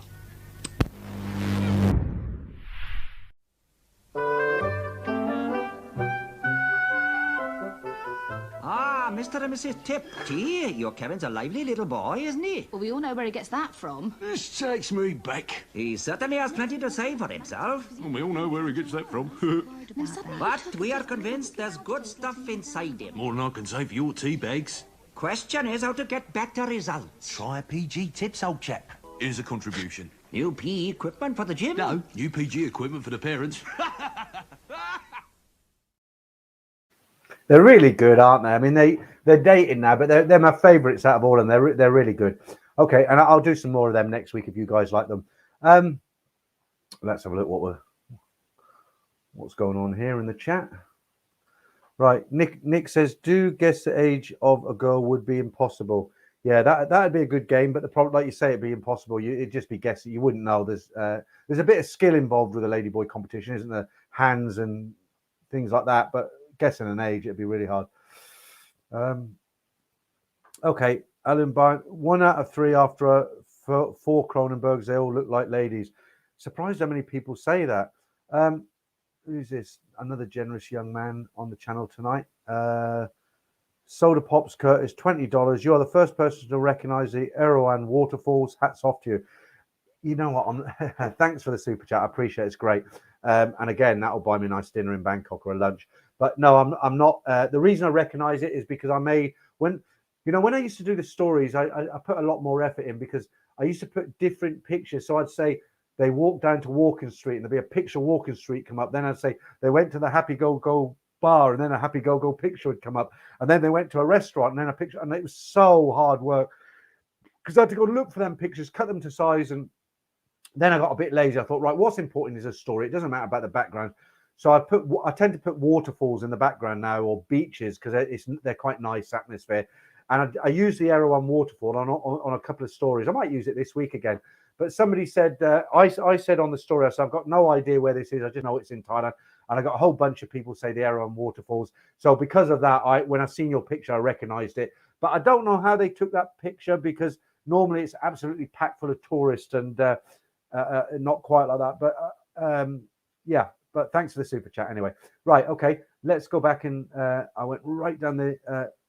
Simon, you got a hat trick. Well done, mate. Good show on you. All right. I'll put that up, Paul. Okay. Right. Okay. Yeah. Ed spoke about this. He put a video out, didn't he? Cambodia, the new Gaff Peter open. Apparently, it is. And Ed put out one of his videos where he was because he's been to Cambodia. I've been to Cambodia twice, and he kind of resurrected that old video by doing a new dialogue over the top of it. It's different to Thailand. If you think you're going to go to Cambodia and it's like Thailand, it's not at all. It's not really for me. There's a lot of reasons. I don't want to sort of slate the country, but it's not. I've mentioned this before. I never felt totally safe there like I do in Thailand. You don't have you do have little bar areas and stuff, but it's just not the same. I don't know what else to say. It's just different, right? Tillett says PG Tips adverts superb. Yeah, they are the best, definitely, 100%. I'd love to know how they actually train them monkeys. I mean, I know they must have taken like hundreds of hours of footage and made them do it again and again and again, just for a few seconds of him swinging on the bars or painting with a paintbrush. Probably filmed 20 hours to get him to do that for 2 seconds. But so good. Okay. Right. Well, you're actually just showed yourself up there, Mark, because you're saying, "Are you gay?" And if you mean because the ladyboy competition, you're not. Somebody who's into ladyboys isn't actually gay. So there you go. Right. Paul Hoskin, I think I drink too much on holiday. We read that already. Okay, so let's go back down to the newer ones. Cambodia, Gary Glitter's favorite holiday destination. Yeah, there's a couple of good documentaries on YouTube about Gary Glitter, and yeah, what more can you say about him, Gary Glitter? Okay, till it hurts. Haha. Yeah, and he won it. He did vids a couple of months back where he went to Blackpool with a girl from Blind Date. Yeah, that's what the second monkey advert was, wasn't it? Blind Date. You wouldn't get that if you're outside of the UK, unfortunately. What's up, Peter? Congratulations, you are much better than checks. I got it made out for you already. Look, I'll send that to you in the morning. Right? Thanks for that. Got a refund today. How much did they send me? £56. When I open a letter and I see a check, I get all excited. But I thought it was 560. But there you go. Better than nothing, isn't it? Cold again. Heat is coming back on. Okay. Right. Toffee Man says, that reminds me, must shave my nads when I venture back. All right. The less said about that, the better. Terry Bolton. Even the pommy monkeys like a cup of cha. Yeah. Do you know? Is it the Australians who call us limeys? Do you know why? Do you know why we got the nickname limeys? It's quite interesting, actually. Some of you probably know this, but in the old days, when the old sailing ships used to cruise, they used to go out into sea to discover new lands or bring cargo back from the Far East or Australia, wherever it was. They were at sea for months and months and months, and the sailors ate dry biscuits, and they ate kind of like meat that had been in salt, and they didn't really have any vitamins. And what happened is they got scurvy, and this was a real big problem on the old British ships in those days. And what they discovered, I don't know how they discovered this, but they discovered that if they give the sailors, they used to take a lime and cut it in two and give it half to each sailor. If they gave them that either every day or every few days or whatever, because the lime, it stopped them getting scurvy, and that's why we got that nickname, limeys. Pommies, I don't know. That'd be interesting if you could tell me. Javier, Peter, you like Carlson Road in Bangkok? It's getting very busy again. No, it's not my sort of place, Javier. When I first got to Thailand when I was about 32, I ventured down there a few times. A couple of reasons, well, more than a couple. Few reasons why it's not my favorite. I wouldn't say I don't like it, but why it's not my favorite destination. One, it's traditional backpackers. It's not cheap there anymore, but the soys that are not on Carlson Road, they're kind of around the back. Still a lot of backpackers there. It's kind of like a Disneyland now, isn't it? Originally, let me just put this up and I'll explain a little bit about Carlson Road, because Mark Diesel's been very generous there. Only recently discovered your channel. I've really enjoyed listening to all the stories. Cheers. Thanks, Mark. I'm glad you enjoyed the stories, and thank you very much for that super chat. That'll go into the Thailand pot. Right. Okay. So back to Carlson Road. So Carlson Road originally, years ago, and I'm talking the 60s, 1960s, maybe even earlier, but 60s and 70s, it was just a really cheap place where somebody taking a gap year out of university, or they were on a real tight budget. I mean, real kids, 19, 20. They did the they went on there was a route. They went to Kathmandu, and they went to India, and they went to all these different places. And Carlson Road was on the list in Thailand, and that's where they went. And they had hostels. It was very, very cheap, and it was very rough around the edges. But nowadays, it's all commercialized. They've redone the road, and it's not, backpackers still go there, but it's not a traditional. It's not cheap like it was before. You got all the people selling rubbish, and but a lot of young people go there. I've seen videos where they have some really good nights out in the bars and stuff, and a lot of younger Thai girls who want to meet younger foreign guys, they hang out there because they know they're going to meet young guys, sort of thing, for fun. But in answer to your question, no, it's not for me anymore. But there is a Burger King at the end of Carlson Road. They do good burgers there. Okay. Right. Are you sure about that, Wes? I don't know. Are we going to smash the Poms at the Ashes? The cricket? I think you're going to be regretting those words. I think he's going to be carrying that little urn back to the UK. Let's see. Mark Hanley, Pete, what happened to the Land of Smiles, Thailand? Didn't you ask me this last week, or somebody asked me? The Land of Smiles, Thailand, that's Simon. He does the stories like, well, I was going to say like me, but me like him, because he started before me. He does the stories in a different style to me. I'll get the stories, I'll read them out as they come in. I might do 3 stories. I've been known to do 8 stories in a 30-minute upload. Simon will do it from memory. He tells it very drawn out to bring you into the story. There's a lot of episodes. When I started watching him, I had to stop watching him because I stayed up till 4 a.m. because I kept thinking I'll find out what happened to her in the next episode. And then he'd finish it and he'd say, so we'll see in the next episode. And I'll be like, God damn, I got to watch another one. I'd watch another one. I think it can't go any longer. And then he said, so then you'll have to come back for this one. I'm like, for God's sake. So I had to stop watching him. But what's happened to him? Well, him and his wife, they came back to the UK because they got their little resort. Was it Chumbury? And they were, they had people staying there, and he had his YouTube channel. He made a little bit of money from that. And of course, when it all went tits up with what's going on at the moment, there was nobody staying in his little hotel, and they just couldn't survive. They cut down all the bills. They did what they could to survive. I think they lasted for about a year. Somebody offered them a free apartment in Phuket, whatever. But they made a conscious decision to come back to the UK till it's all over. They shut everything down over there. I know they got a job with these. When you drive into these places and they give you a jab, the tent, the big tent in the supermarket car parks. They got a job in one of these places. And that's as far as I know. I know he did some live streaming with another guy.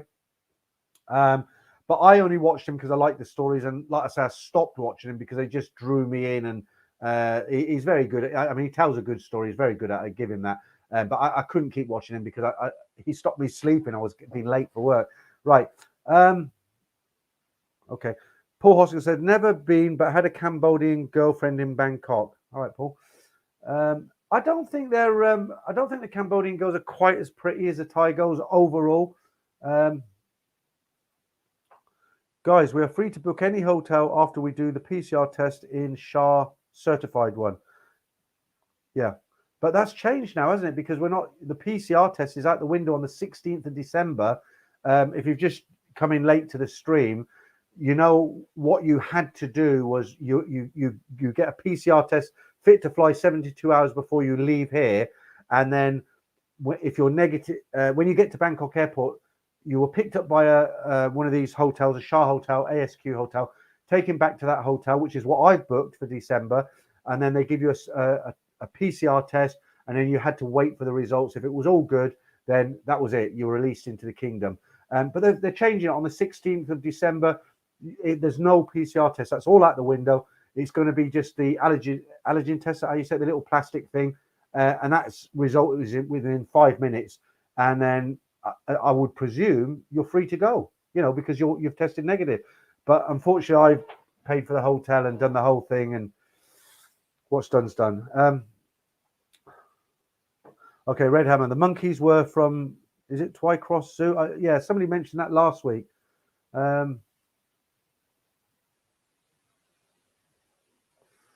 Toffeeman 47. If you had to say what your local is in Pattaya, which bar would it be? I don't, for me, I went to Pattaya last 2.5 years ago, just before this pandemic came in. I have certain favorite bars, but not like a bar. I like the bars on the sea, don't forget my age now, guys. I'm 62 in April. I'm an old fart now, I was just over 30 when I arrived there first time.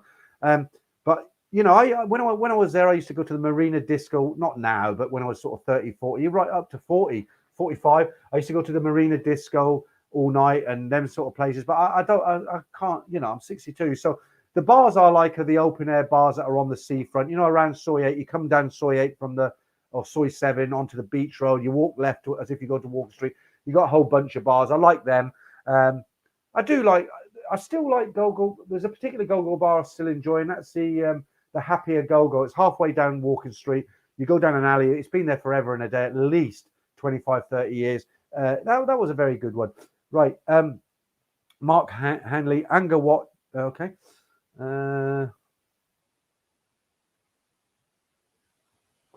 Right, Andy. Are you going to have any merchandise like T-shirts, etc.? No, I don't think so, Andy. When you do that, I mean, I think Simon introduced some of that when he came onto the channel, but I'm not going to do it. I've got rid of it now. The thing is, when we do these little get-togethers, I know people are sending me super chats, and I've said this before. We all like money, don't we? I'm not going to say I don't. If somebody sends me $10, of course I think, I've got $10 for Thailand, great. But like I said last week, I'm not sitting here doing this because I'm looking to earn money. If I sat here and I didn't get £1 in super chats, that's fine. I'm still happy to sit here. I'm having a nice cup of coffee here and a nice Kronenberg to wash your coffee down. No, I mean, seriously, Andy.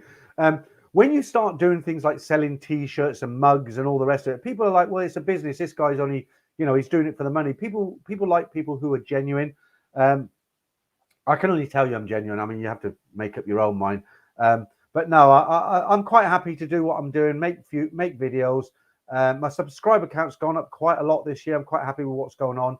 I enjoy the live streams. And the reason I'm going to do it carry on from Bangkok, although I have to get up at 3 o'clock in the morning to do it so that you guys can catch the live streams again. It's once a week, isn't it? So I'll make the effort. Okay, so I've got an answer to my question here. Paul O'Sullivan says, Pommy's got to do with pomegranate. So, right, okay, so I'll guess now that I guess it's the same thing like the limes, right? You take it and you get the vitamins and stuff. Okay, let's have a bit of a change here. Right, okay. Let's get rid of that. Are £5,000 enough for 60 days in Thailand? 2 months. It depends what you do there, Paul. I'd say yes and no, actually, because if you go there and you're going to buy ladies' drinks every night, you're going to bar fine girls, pay the bar and pay the lady and all the rest of it. No, it won't be enough. If you go there and you're going to do what I've just said, maybe once a week, and you're going to go out to drink to normal bars, maybe have a bit of a blowout once a week. You live in a reasonable place. You're not too extravagant. You're not tight, but you're not too extravagant. That would be £2,500 is about so £2,000 about 80,000. So yeah, it's 100,000 baht. Yeah, easily. But like I say, if you start, it's the bar fines and the ladies' drinks. That's what eats your money up. Right, Dan, too hot. Wonderful news. 70% of PCR false negative. Make sure you have 100 Thai baht just in case. Sit next to. All right. Prisoners of Majesty, POM. Okay. Do you know what? I'll tell you one thing about the Queen, and I think I'm right when I say this. You know, all English people, and I don't just mean old people like me, younger people as well. You know, there's so much going on with the royal family. You know, Prince Andrew, I mean, God almighty, he's about as good as a trapdoor in a canoe, isn't he? He's about as popular as a burning orphanage or a fart in a spacesuit, right? The rest of them sort of lower royals, I wouldn't give them the time of day. Do you know what? The Queen, hat off to her. Total respect. She's been going at it since, you know, she was an ambulance driver in the war, in the Second World War. You know, she lost her husband recently, and she still went out and did you know, events. She's 95. She's a good old girl. And, you know, me, I know a lot of English people actually love the Queen, including me. That might be a strong word and sound really corny, but she's great. I totally respect the Queen, totally respect her. And I'll be sad when she's gone. But as far as the rest of them go, couldn't give a damn. Right. Okay. Right. I'm going to introduce something new here. Another advert. This is quite a good one. See what you think of this, guys.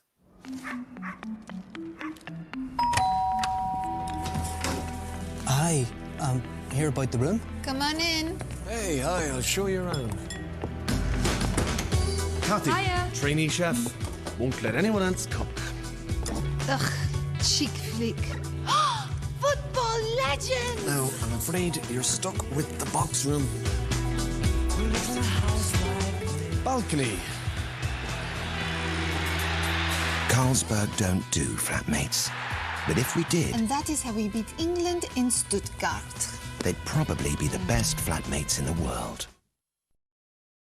Guys, if I do too many of these adverts during the stream, let me know, because I do them just to bring in a bit of humor. You know, we're talking about, you know, the pandemic and what's going on and stuff, and a lot of it can be doom and gloom.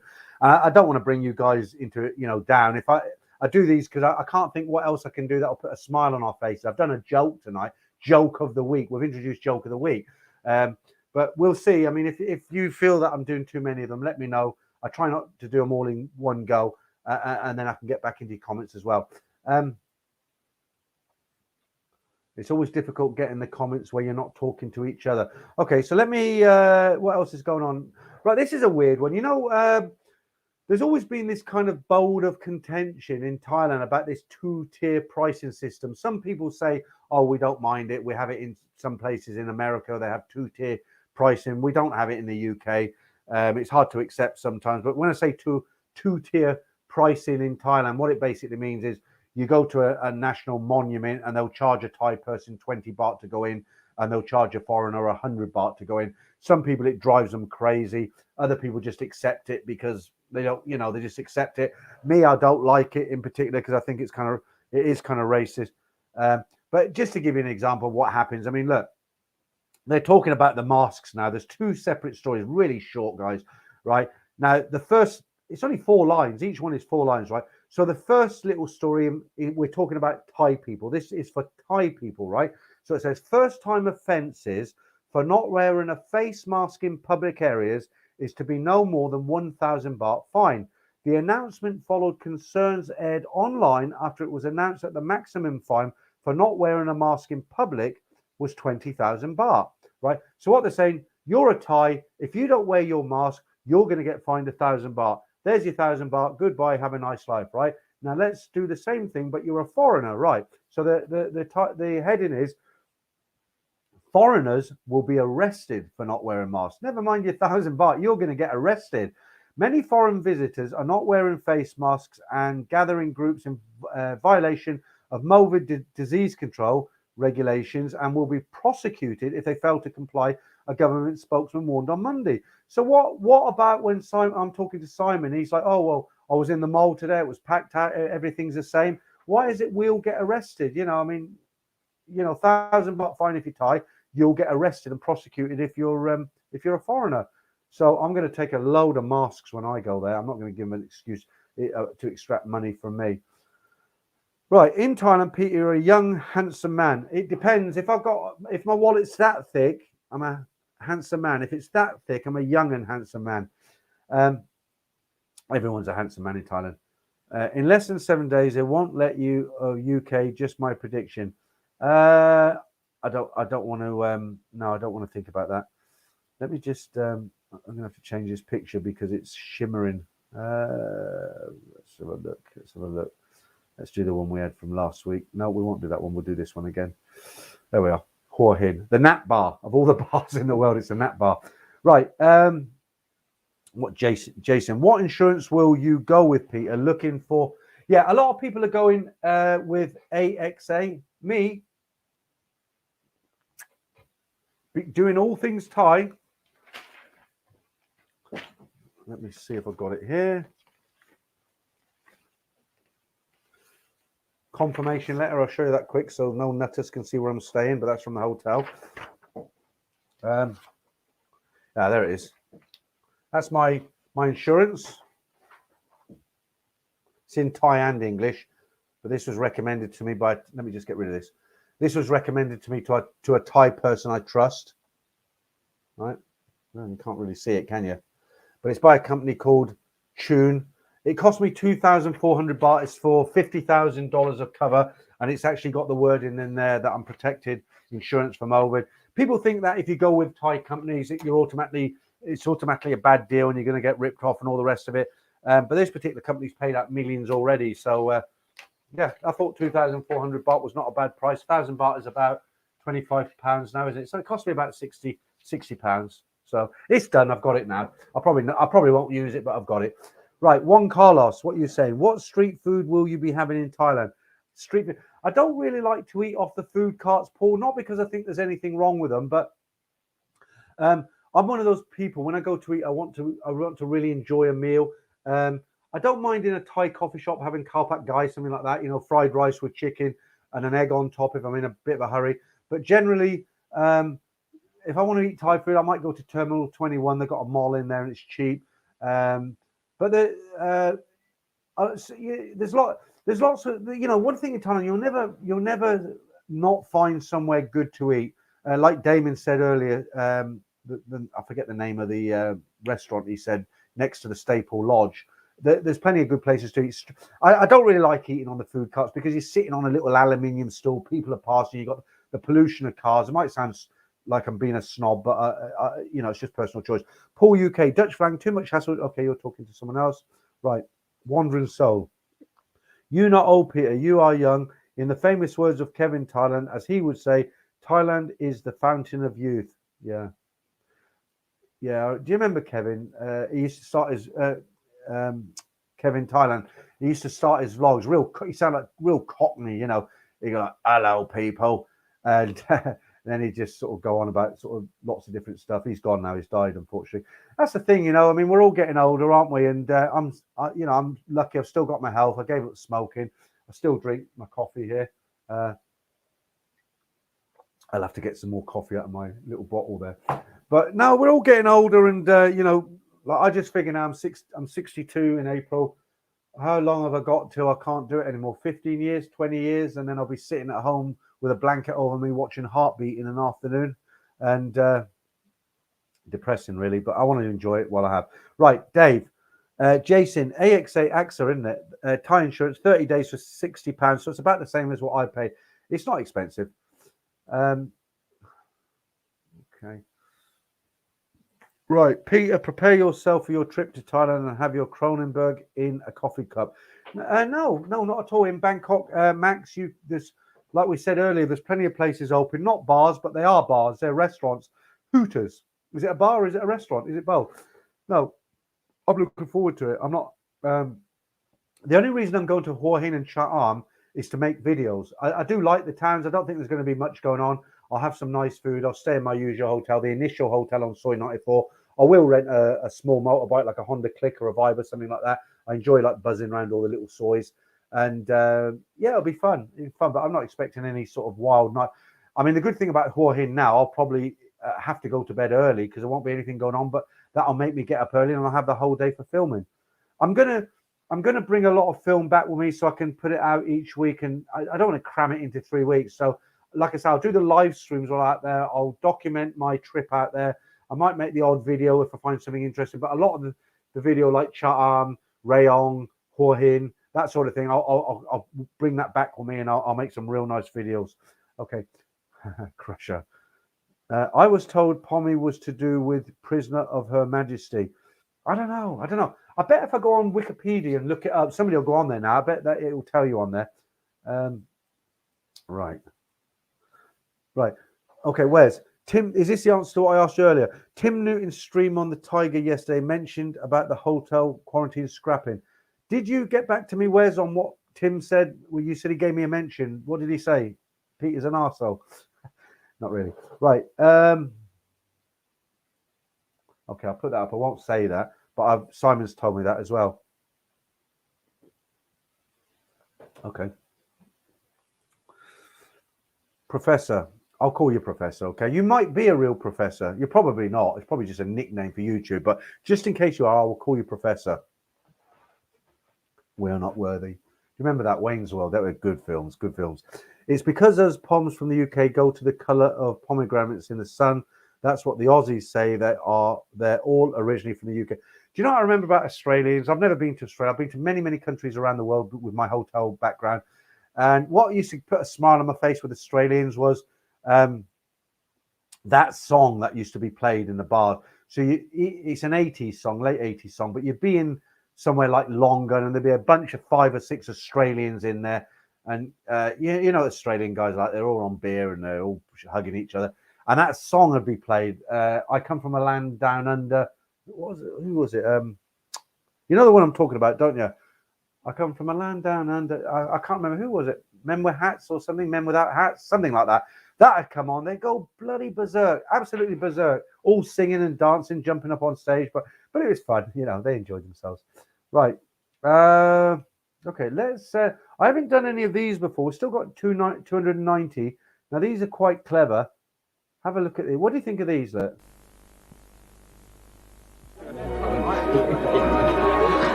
Not you again, Dick. Push off. Oh, you don't know what I want yet. Yes, I do. Every time you come in here, you nick my Holston pills. Well, that's why I want to talk to you. Talk. About Holston pills? I was just wondering if you'd sort of, share what you know with me. Well, most of the sugar turns to alcohol, you see. And then not again. Harry! Kick this guy out, will you? Wait, Jake! Oh, let me... Wait a minute, Jake, will you? You dirty rat! Holston pills, the original pills.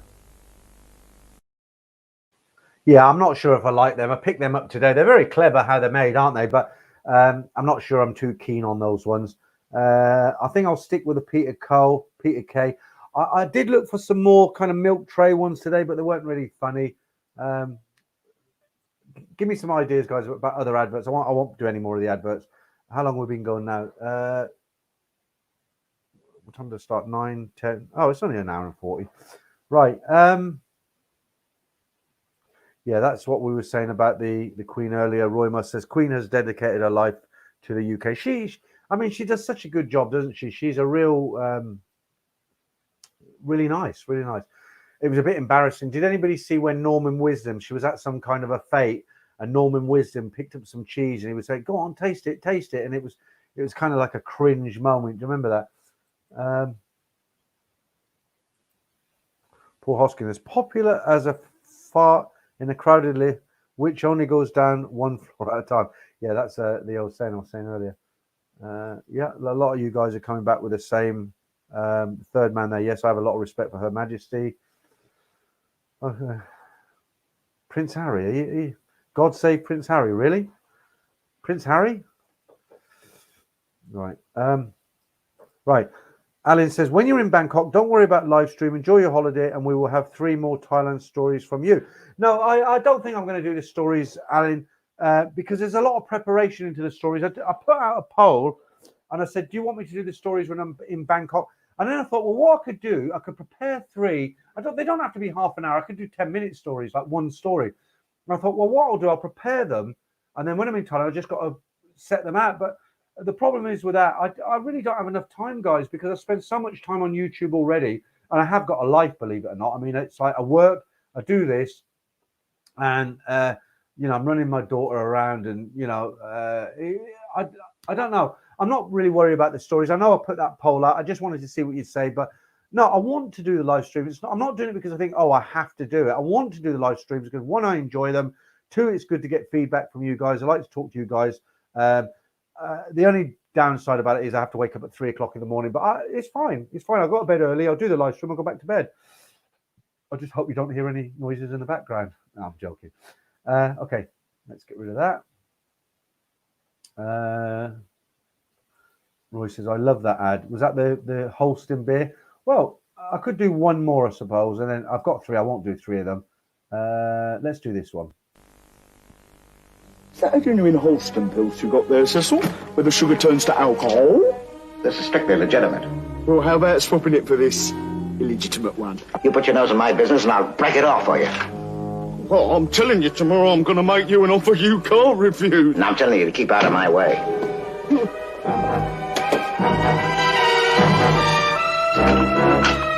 Cecil, you old toad, here's 2 bottles for your 1 Holston pills.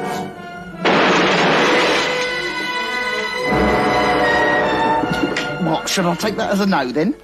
A Holston Pills production. Yeah, that was better than the last one, wasn't it? There's the one with Mallory Monroe. Marilyn. That's that coffee. Right. Where are we? These ad breaks are great. Okay, good. I mean, I hope they're not too sort of British. If anybody, I know there's quite a few Australians watching, Americans. I hope it doesn't hope you're not there scratching your head and thinking, what's all this? Taxi Talal, the siblings of the future monarchs are always wrong uns. Margaret, Andrew, Harry. Yeah. I don't think I'm wrong in saying most English people do respect the Queen. They've got a lot of respect for her. She's doing a good job. Okay. Dutch Frank says, adverts okay, better than YouTube ads. Yeah, but with this, I've got the opportunity to put adverts on here because when you've got a YouTube channel, if you put adverts over the videos, you make a little bit of money, and it is a little bit of money. It's not big bucks. You get the odd $100 here, $100 there. Now I could put adverts on this, so when it starts, an advert comes up, and when I finish say good night, an advert could come up. But I don't like to do it because when you're live, I don't want something interrupting. I'll put some adverts on at the end. But when I first started and I wasn't very familiar with it, I let YouTube put the adverts in the breaks. They put 22 adverts into a 2-hour stream. I didn't find out till the next day. It's like 8 minutes and you get an advert, another 8 minutes and an advert. So what I do now is I do it manually. So I have one at the beginning, 2-hour stream, right? One at the beginning, one at the end, one halfway through at 1 hour. That's acceptable, right? Because I don't like the adverts either. Right, Adrian Smith says, remember Chris Tarrant did a TV show with loads of funny adverts from around the world? I don't remember that, but I do remember when he was young, he did a show on Saturday mornings called Tiz Was, which was all sort of corny stuff, but it was fun as well. Yeah, Scott says, I don't really like the 2-tier pricing system in Thailand either.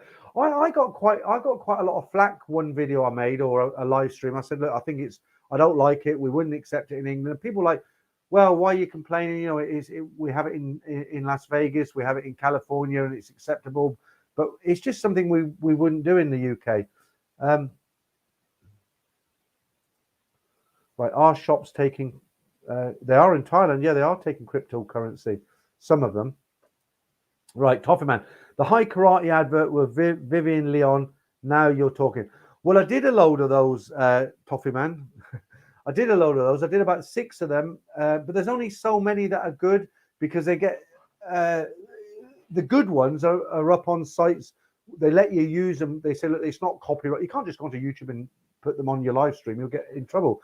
But I go to sites where it will say you can use these, and the good ones people remember, and they put them up everywhere so you can use them. The ones that weren't so good, they're difficult to find. But we did the High Karate. We did the Old Spice, the classic one with the guy surfing the waves. What else did we do? Give me some ideas. What do you want to see? Right. Hello from Wisconsin. Are you in Thailand? No, I'm going to be in Thailand in December. I'm in the UK at the moment, but nice to have you in. Right, Naughty Boy. Oh, I do. Terry Bolton. Okay, you'll talk to someone else. Let's go further down the chats. I'm missing a lot here. Right. Andy says free insurance with Emirates. Okay, that's good to know. I'm just looking at my CCTV. I've got 4 cameras. It's bloody cold out there and it's sleet. It's not rain, it's sleet. Hey then. Carlson Road. I looked at it once and fun, but not for me. Now it's been ponified by all accounts. Not sure what you mean, but I think I know what you mean. It's like, yeah, it's kind of like it's not what it was. That's what I'm trying to say.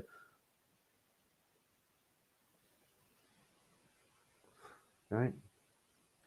Right. Taxi alarm. Masks, dirty, contaminated, full of bacteria. The only major study into mask effectiveness said they have a neglectable benefit. What a joke the world is.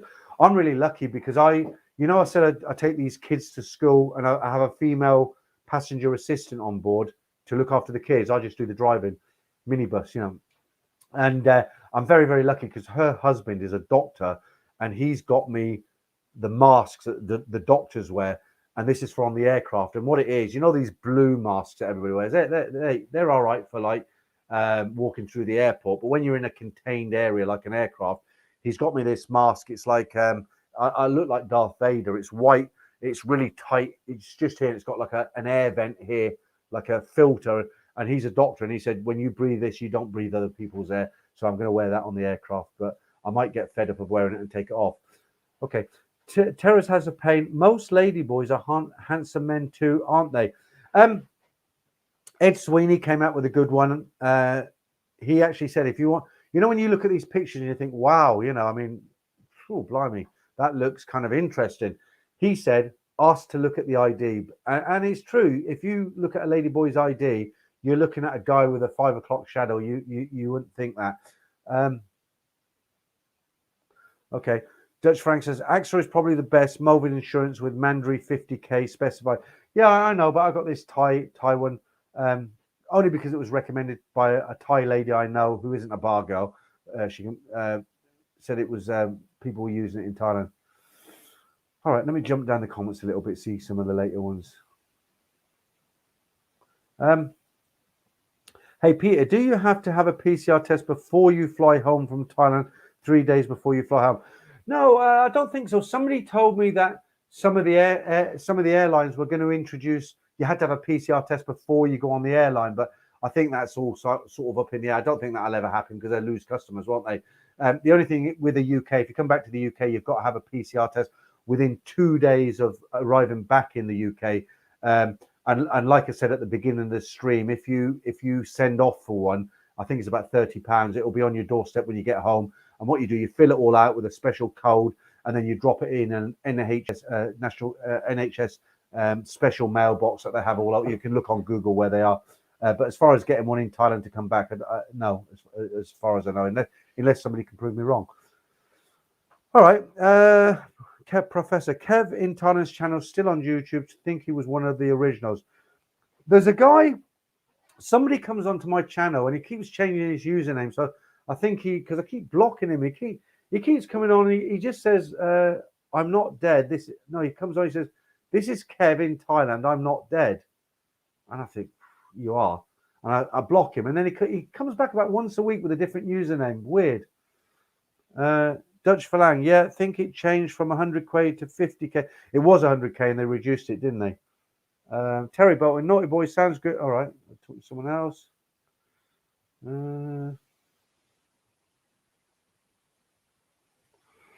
Wandering Soul, Kev was an original vlogger. Yeah. There's so many people now jumped on the YouTube bandwagon, aren't there? You know, and there's some of them, they don't last long. Do you remember the Irish guy? What was the name of his channel? We talked about him before. He's gone. Toffee Man 147. Soy 7 in Bangkok looks like loads of new bars there. You should check them out, fella. Soy 7 in Bangkok. So Sukhumvit Soy 7. Yeah, okay. But if they're bars, they won't be open. So if you mean they've kind of got a restaurant element to them and they can open, then yeah. But I'm going to check them all out. You know, I mean, it's such a small area, isn't it? Jump on the back of a bike. So I'll definitely do Soy 4. But you know what's going on there because there's lots of videos up about Soy 4. And then I'll cross the road. I might even go down by the Grace Hotel on Soy 3, see what's happening there. Over to Soy 7 where the beer garden was. Soy 8 where the Italian is. Definitely over to Soy 13. There used to be some bits and bobs there. I'll nip up to Soy 22. I mean, I'm not going to do very long videos walking down the street. I'll just do brief bits and put it all together. And then you can see what's going on. Okay. Seth Rex, Woody's in Hua Hin is open. You can get your drinks in coffee. Okay, you shouldn't really say that, can we? Right. Okay, comment. I'll just put that comment up. Right. Peter, get a blue rinse for the grey. Asian girls love it. The blue rinse. Oh, yeah. I'm not. Well, I am 62. You know, I mean, I'm not 32 anymore, but I've still got my hair. I am grey.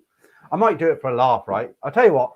If I'll do my first stream in Thailand. If I remember, guys, if I forget, remind me. The blue the color challenge, right? If enough guys say to me, yeah, get your hair dyed, because the way I look at it is, if you get your hair dyed, you look a bit of, you know, you look like it just looks false, doesn't it? I wouldn't do it because I'm quite happy with my look. I've grown old gracefully, as they say, so I'm quite happy with my look. I'm going to get some dental work done because I like to get my teeth cleaned regularly, and I haven't been able to get it done. And I've had this gap for years. I might try and get something done about that. My teeth aren't bad. I don't have any rotten teeth or anything like that. My fillings are all good. But yeah, I'd like to get the bottom ones a bit cleaned up. And but it's just in England, you can't do anything at the moment. But the dental work in Thailand is pretty good. Peter, how do you contact Tune Insurance? I did it with a friend. I can't really give you her name, so it might be difficult, to be honest with you. I'm just in a position because I've got a lot of contacts in Thailand. I can do these things. I mean, not blow my own trumpet. I could go there tomorrow and get a work permit for a year. I could get a retirement visa, no problem whatsoever. But it's because of many years of meeting Thais and foreigners. I knew of this lady, and it just makes life so much easier for me. But I can't really tell you who she was. I hope you can accept that. Right, Dave Andrew. Andy, thanks. Okay, to speak to someone else. Okay. 100,000 baht for 2 months. Okay, unless you're a monger. Yeah, I couldn't put it better myself. So that was Mark Hanley. He's replying to the question earlier. Somebody left a comment and said, would £5,000, which is about 100,000 baht, would that be enough for 2 months? And I was trying to explain it, and you've explained it in one short sentence. Yeah, if you're a monger, then no. If you're not a monger, maybe if you're a kind of part-time, a real part-time monger, you can get away with it. Right, Paul Hoskin, will you dye your hair on holiday? I always do. No, I don't, Paul. I mean, look, does it make a difference? Think about it, honestly, guys. I'm married, so I don't indulge. But let's just say let's just air it out, as they say. Let's just put it out in theory. Let's just say I'm 62, right? I'm 32. I'm 62. I don't look too bad for a 62-year-old. I don't think. I'm not Mr. Handsome Man, but I don't think I look so gruesome that girls are going to see me and go, oh, you know. So let's think about it, right? So I'm in Pattaya and I don't dye my hair, and I go to a bar and I say to a bar girl, right, here's 1,000 baht. Will you come back to my hotel with me? Will she say no because I've got grey hair? So let's put another scenario. I'll go and dye my hair. I go back to that same bar, ask that same girl and say, will you come back to my hotel for 1,000 baht? Will she say to me, you don't have to give me 1,000 baht because you're so handsome with your black hair, you only give me 200 baht? No, I don't think so. All joking aside, if you guys, like if I get a load of guys on the stream Bangkok and say, yeah, go on, dye your hair, go, because I don't have to do it myself. I can go to a hair salon and they'll do it for me. If you say do it, then I'll do it for a laugh, right? Because it's like, look, I'm 40 again. But no, I wouldn't do it for myself, really. Thanks, Nick. Men at Work. That was a song. Yeah. We're talking about the Australians. What time is it? 2 hours? Yeah. Oh, God. Let me have another drink and we'll see what happens like last week. Guys, I've got to use the bathroom. We've got 260 in now. I hope you'll hang around a bit longer. We did Austin Powers. Let's do... Okay, let's do this.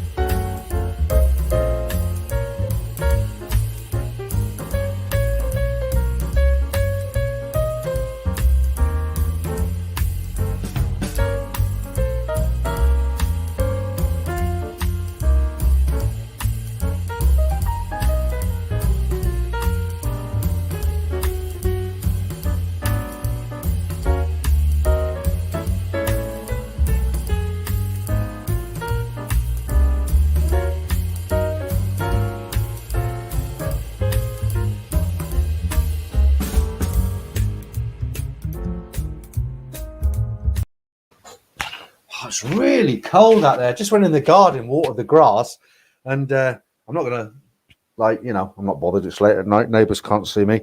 God, it's cold and it's sleet as well. It's really horrible. It's nice and warm in here. I'll just put the heater on again because I come back. All right. Cronenberg Tash. Yeah, never thought that. So numbers are going down a bit now. People are going to go to work tomorrow. Still got 200. I was going to say 51, but we have got 51 again. Right. Dave Humphrey, same thing. You said Men at Work, Professor, Men at Work, Taxi to Lao, Men at Work, Biffa, Men at Work. Yeah, that's it. I'd be in somewhere like London. There'd be a gang of Australian guys there, and that song had come on, and they go ballistic. And their favourite chorus line was, I come from a land down under, and they'd sing it, and all the girls would be like, going crazy. That's the Australians' kind of national anthem, isn't it? That song. Yeah, you're all saying Men at Work now. Black Bolt. Yeah, Men at Work. Every time I see that picture that you put in your that dapper Don, as it were, with a cat, I know who that is, and I can't remember. He's a famous actor. He's a famous singer. And every time you come on this stream and I see that, I think, right, I'm going to find, because I asked you a couple of times, I said, who is that guy? But you've never come back to me. That's fine. But I look at the picture and I think, right, I'm going to find out who that is because I know who it is. I just can't remember the name. And when you come on next week or the week after, I'm going to say, hi, the name of that guy. But I'll catch you out one week. Right. Okay. Wandering Soul. If you need insurance, I work for an cheeky bugger. If you need insurance, I work for an insurance company. We offer mobile insurance for Canadians and visitors to Canada. And if you need a hot dog, I sell those guys. And if you need onions on them, they're free. And some no, I'm only joking. Okay, so maybe you can put your email address up, and I'll if I see it, I'll put it up on the screen. If guys, like I was joking, but obviously you offer a service there, and if guys want to get in contact with you, they can. So maybe stick your email up, and I'll put that up there. Right. Okay, good. You're telling me now. Not a real professor, just Kemal. Okay, so that's okay. I'm not going to pronounce your full name. Is it Baxida? I'm going to call you Professor. It's easy, right? Live today, die tomorrow. I had an 8, also a 9. I hope this isn't going bad. A 12. No, I can't read. That's not what this is about on this channel, right? You see, I don't have any moderators. Like Trevor. We said this last week. Let me just have a swig on this hot coffee now. Keep warm. Very cold. Did I put milk in it? It's still warm. Hang on. I'll just put a bit more milk powder in it. I'll just put a bit more milk in it. Oh. No, seriously though. Hang on. Right. If you've come in late, just a reminder, I'm with Ed Sweeney on Monday. He's got his live stream Monday night. I'll come in about 20 past 10. I don't know what he's got planned. I hope it's a lot of fun. And yeah, it's been a year. I've been trying to get him on my stream for a year, but I'm finally on his. And I'm going to enjoy it. I'm going to have a drink. I'm going to relax. I don't have to plan anything. Right. Weetabix Skinhead, good adverts. Oh, I don't remember them. I was out of the country for a long time, but let me make a note of that. Because I do listen what you say. Weetabix Skinheads. Right. As long as it hasn't got any copyrighted music, that's fine. I'll have a look at that tomorrow. Don't forget as well, guys, in the morning, there's 3 stories will be released. They've been out for the members since Tuesday, the members, the silver and gold members, but they'll be released tomorrow. They're not bad stories, actually. They won't make you cry like the one last week. That story last week with a girl where she drowned and I put her picture at the end, it was very moving, wasn't it? Even for me, you know, I mean, I told the story and I had to tell it several times because I'll be reading it and it was like, so farewell, my love, and my eyes welled up. I actually cried, not like boo hoo hoo where I was screaming, but I welled up, you know, and I thought I had to stop the video, get some tissues, go for a walk in the garden, and I did it again. And I finally got it, but Jesus, was that a sad story? That poor girl, you know, I mean, terrible. Well, here we go again. I'm getting encouraged now. TG Ritter, keep going, Peter. Great fun watching the show. Well, you know, when numbers drop off, you know, people are getting bored, but a lot of people work on a Saturday. Somebody said to me last week, you know, like some people do a stream like an hour and 20 minutes. They say, why do you keep going so long? And I like it. It's the only reason I like it. If people are there, I'll keep going. But when people disappear, I think, okay, I'm boring now. I'll go. Right, Dutch Falang, enjoy your holiday, Peter. Yeah, a lot of people said to me, look, you're going on holiday, don't worry about the videos, but it's not a big deal, really, is it? I mean, if I go out of an evening and I stop for 5 minutes and film something, and then carry on with my evening, it's not gonna, you know, it's not gonna impact it. And at the end of the day, look, I'll be honest with you, I'll put my cards on the table now. I am making money on YouTube, not huge amounts. I couldn't live off it, but I'm getting several £100s a month now. You guys are really generous with the super chats most weeks, and you know, I feel like I want to do something for the money. I don't take it for granted. And so, although I like these live streams, I'm having a beer and stuff. When I go out there, most people have been quite kind and said, look, just enjoy it. Don't worry about it. But no, I don't. I will do it. And again, it's not because I feel like I'm compelled to do it. It's an effort. I want to do it. I really do, guys, honestly. Look, somebody else said, look, Scott, he says, feel free to switch off when you're in Thailand. Well, again, Scott, I'm not going to switch off because, you know, this is what it's all about. But I shan't spend every minute of the day filming. Of course not. But okay. MD, which insurance stand? Okay, you're talking to someone else. Right, guys, as far as insurance goes, from what I can make out, right, I got this tune insurance from Thailand because I know this lady. But from what I can gather from many, many people, including Michael, who knows a lot of stuff, AXA seems to be the best option for most people. Not too expensive. It covers the COVID-19. So from what I've seen, that would probably be a good choice. Okay, we're still on this POM thing. POM, prisoners of His Majesty. It was the English convicts who were deported to Aussie land. Don't know. I might look it up tomorrow. Right. Taxi to Lao. What time of the day are you flying from London? Do you know what? I'm flying. I take off at 5 to 12 on a Thai Airways flight, but I'm going to leave my house at 5 a.m. It only takes me an hour and a half to get to the airport, but I'll tell you what it is. I drive to the airport and I leave my car at a place called Purple Parking. It's costing me £205 for 3 weeks. Now, a friend of mine said to me the other day, look, what's the point? It's £100 each way on a taxi. Just get a taxi. You know, why do you want to go through? You've got to burn your own fuel. I got a little Skoda. It's really good on fuel. You know, I'm not bothered about image. It's about cost, right? I save my money for Thailand. But he said to me, he said, why bother? You know, just get a taxi. It's £200, £100 down, £100 back. You can have a sleep on the way back. You'll be tired, and you don't have to pay for petrol. And I said, no way, because what will happen is I'm clear. I've got no, I get tested clear. These taxi drivers, they got people in and out all day. They're not wearing masks. I get in this taxi to go to the airport. Suddenly, I get a positive reading. So I'm not going to risk it. I'd rather drive down. It just makes sense to me. And the reason I'm leaving at 5 5 to 12. Like I said, I've never left at that time before, but I didn't really have a lot of choice. And I made a video on the channel saying, don't become an alcoholic in Thailand. I never drink in the day, which I don't. I know I'm drinking now, but I don't drink in the day. But I have trouble sleeping on aircraft, and it's an 11-hour flight. I want to sleep, so I might have a couple of beers in the bar at lunchtime, but it won't be a habit. Andy, mate, I have enough content to last you a year. All right, what sort of content? Stories? Right,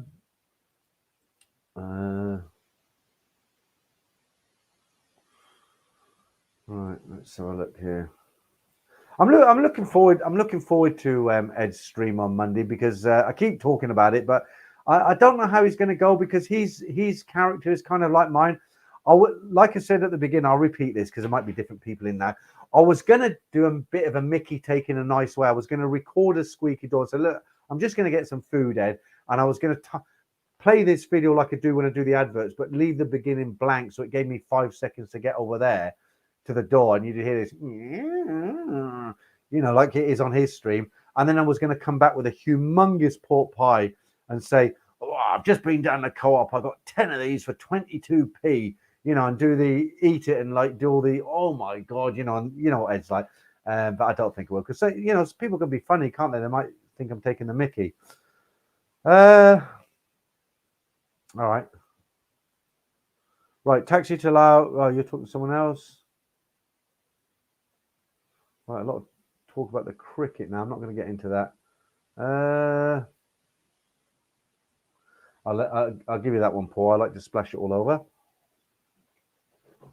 Right, is there any adverts I haven't shown you? Let's have a look.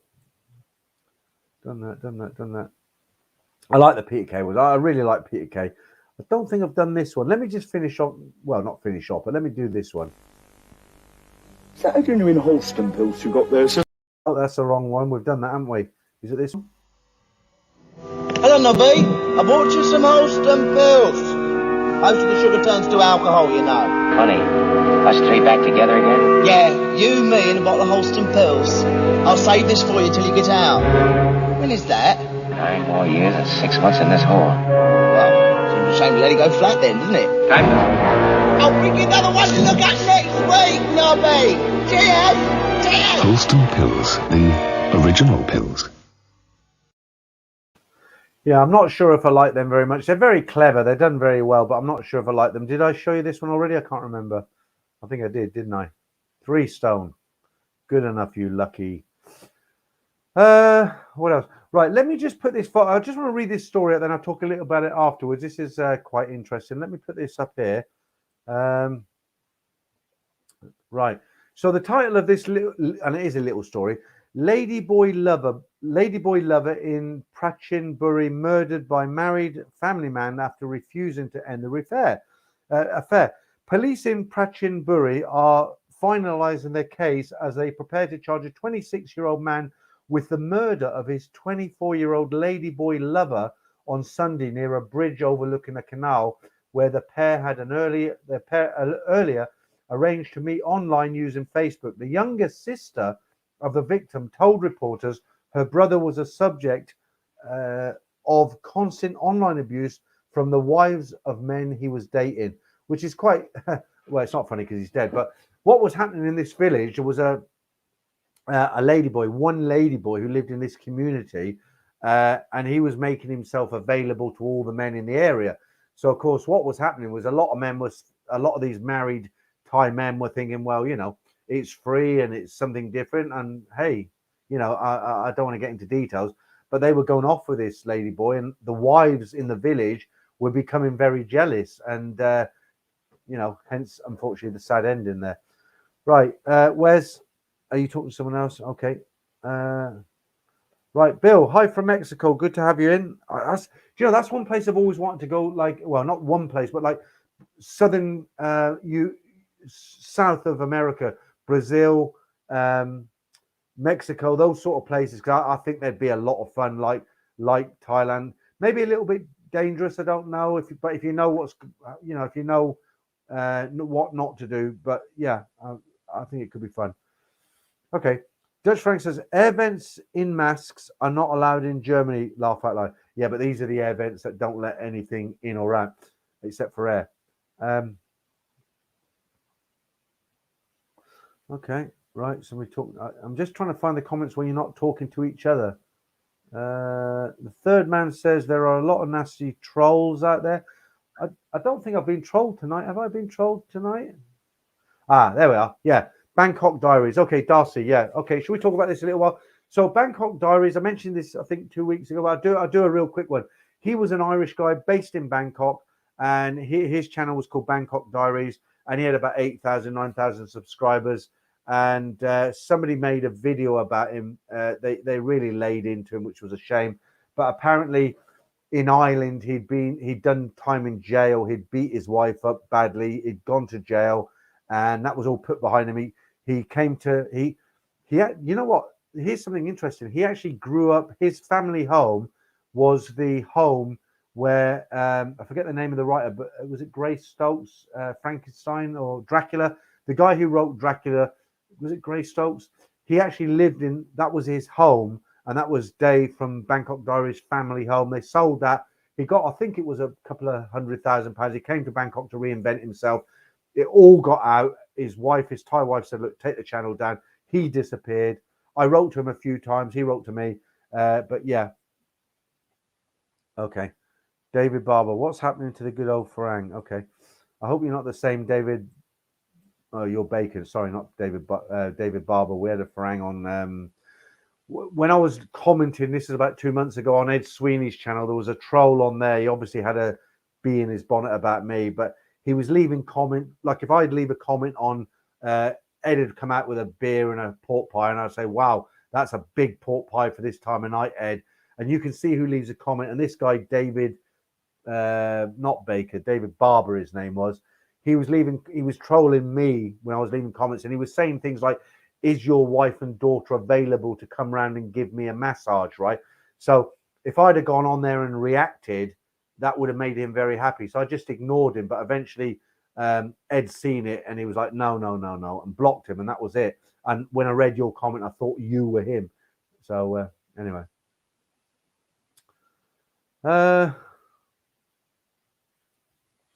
Stuart says the lateral flow test is only £16 and you upload on your phone. It's really easy now. Coming back to the UK, double jab. Yeah, I mean the lady who I work with, she told me £40. Then when I looked on the app, I thought it said £18. But I know it's not overly expensive, is it? Okay, we're still going. I don't have anything else now, guys. I'm just gonna feed off your comments until it dies, and then I'm going to put this fire on, though. Hang on. Right.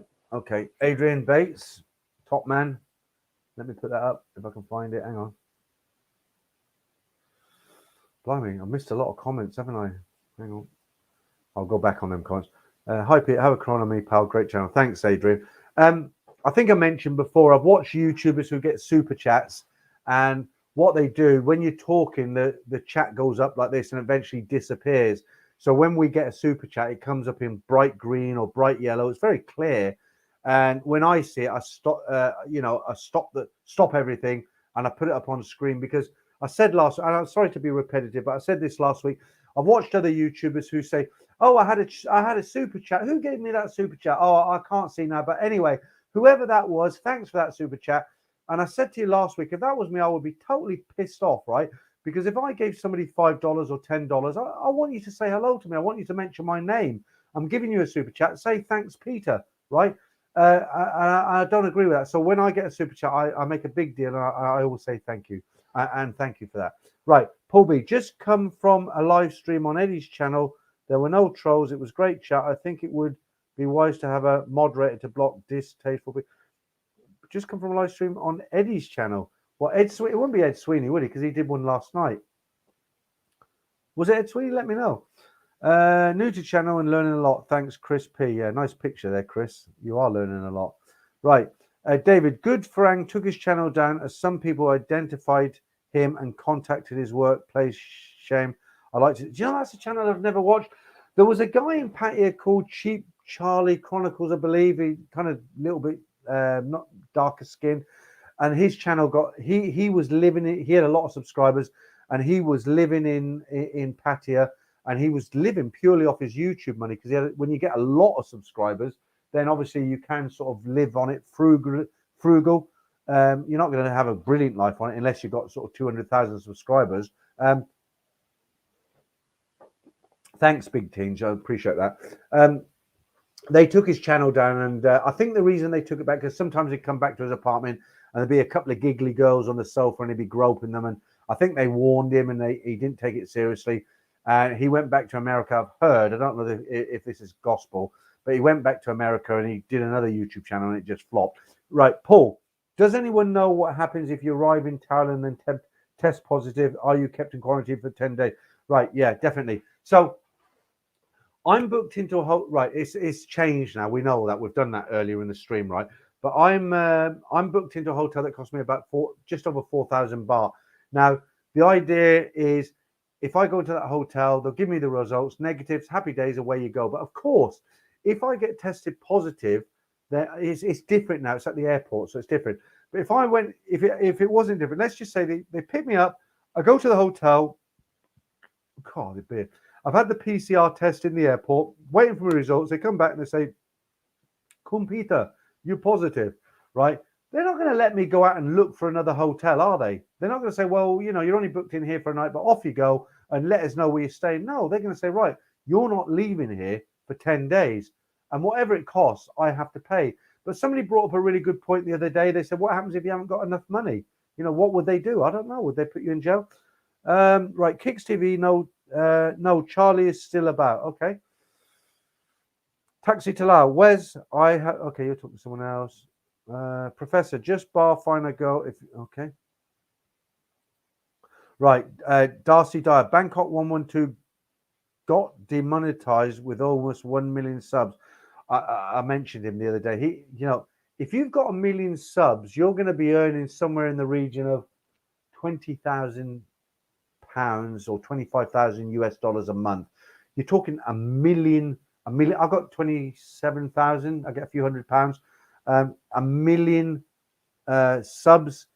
You know what sort of traction you're going to advertisers are going to be so attracted to you, and he made a living from it. So I don't know why they pulled his monetization. I would guess because he used to do he'd set up in a bar his camera and he'd be filming freelancers, he'd be filming girls bars.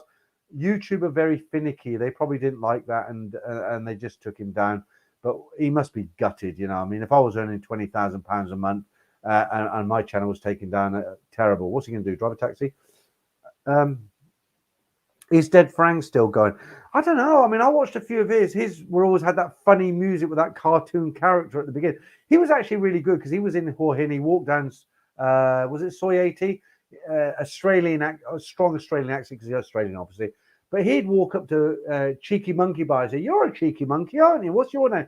And he was quite good at how he spoke to the girls, but haven't seen him around for a while. Right, talking to someone else. Right, Nick Franco. If you can't afford the quarantine in the hotel, they'll probably chuck you into the... Yeah, I believe it. I mean, I don't know if you're joking, but I believe they would do that. Right, Javier. Peter, did you see the picture from the lovely street vendor in Chiang Mai? It's gone viral already. Have a look. It's worth it. I haven't seen it. Is there a link to it somewhere, Javier? Peter, did you see the picture from the lovely street? What, you mean she was just a good-looking street vendor? No, I haven't seen it. I'd love to see it, though.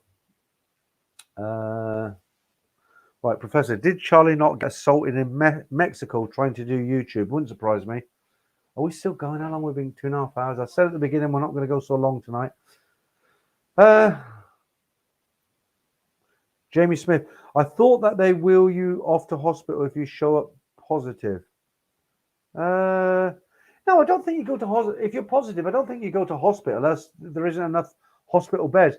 What would happen is, as it was, you come through the airport, you get your test, you go to your Shah hotel, you wait for results, comes back positive, right, you're in that room for 10 days and you're paying for it. We'll bring the meals to your room. You might get out for half an hour a day. I don't know. But no, you would, I'm pretty sure you wouldn't go to hospital. Kicks TV, Bob B, Kicks TV, hello. Ricky, is Grab Taxi app still working back? Anyone knows? No, but I'll let you know when I'm there. Nick Franco, Charlie was drunk and attacked some random locals. Okay. That's probably why he got attacked. Right. Adrian Bates. Peter, will you see Simon in Bangkok? Say thanks for the Nat and Dave. Yeah, of course. I mean, I'm going to spend Christmas with Nat and Simon and his family and some other people, and New Year's Eve, actually. Right, Dave Andrew. Let me just tell you something. Tomorrow is Saturday. It's the last Saturday of the month. That I used to say Nat and Dave. Dave's out now. He's been robbed and he's kicked out. The animation is due tomorrow, right? Simon does them. He's busy. I hope it goes up tomorrow. I get really pissed off if they don't go up, but I'm hoping it goes up tomorrow. Let's see, guys. Let's see. If it doesn't go up tomorrow, it'll go up in the week. David, Peter, I just heard he was removed from YouTube. Okay. I don't think you guys realize how strict YouTube are. You know, some people will say to me, well, you're really careful what you say, but I just watched this channel and this guy's swearing all the way, or this guy's talking about bargoes. Yeah, they do. And you can get away with it up to a point, but it only takes, you know, somebody who works for YouTube whose job is to check channels, and he might check, I don't know, they might, it's all done by computers now, but there'll be some guys who randomly take channels and maybe watch 2 minutes of a video. And then if they think that it needs more attention, they'll go and watch some more of the video. Now, you could get away with it for 6 months. You've got all these subscribers, you're making money, and all of a sudden, some guy sitting in an office in America looks at your video and thinks, hang on a minute, this is a bit dodgy. And then he looks at some of your other videos and they take your channel down. So it's not worth it. I don't want to risk it. Where's Apple? Yeah, taxi to Lao, no Melbourne, Oz, but if we need, had a choice. Okay, you're talking to someone else. Right, Paul, would travel insurance cover the cost of the unused hotel room that you are not staying in if you quarantine for 10 days in a government hotel? Would travel insurance cover the cost of the unused? Why would it be unused though, Paul? Because what I'm going to have to do is, you know, because of changing the system on the 16th of December now, they're doing the allergen test rather than the PCR test.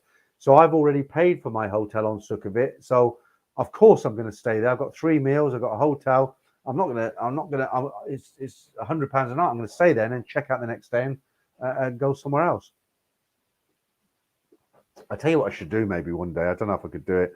How about I go to Bangkok and make a video of the oldest man to stay in a hostel. You know, check into a hostel down Khao Road. You know, the hostel, they have 12 bunk beds, and on the bottom of the bunk bed, they have metal drawers. You can put a padlock on it, and it's like £6 a night. Wouldn't that be fun if I went and stayed in one of them and all the people in the room were like 18, 19, and there I was, 62. That'd be interesting. I'd probably be called a pedo or something. Right, Little Boots. I haven't come across you before. Does the insurance pay for the quarantine? No, it doesn't. Thought was that it was all about. No, it doesn't. The insurance is only to cover you for if you have to go in hospital, you know, with a disease. It covers you for that, but you have to pay for your hospital separately. So for me, I've paid £4,000 for the hotel room. Pound. That'd be a great hotel room, wouldn't it? I paid 4,000 baht for the hotel, and what they do, they'll pick me up at the airport. They take me to the hotel. I've got 3 meals in the hotel and 24 hours in the hotel. But the insurance is a totally separate entity. I have to pay that. That has to be paid totally different. Right, Kicks. Also, if you get put in hospital, unless you have symptoms, you aren't covered by your insurance. All right. Nick, do the hostel thing. You can tell the stories in the common area. Yeah. I was thinking about, you know, because I want to, when I'm in Thailand, I want to do different stuff. And you know, wouldn't that be great? A 62-year-old man spends 2 nights in a hostel. Oldest person, the other person was 19. Right. Dutch Frank, insurance covers risks, not for things that are going to happen. The way I look at it, I got this insurance that I've paid £60 for, about £60. I'm probably never going to use it, am I? It's just I'm having to pay it because it's one of the conditions. Right, Wes, not okay, you're still talking to Naughty Boy. Wandering Soul says certain insurance covers you only COVID related, including quarantine, testing positive upon arrival. Yeah, okay. Dave Andrew, my first place was Wadi Smile on Runbury. Sorry, to 150 baht a night. Yeah, that's cheap. Okay, right.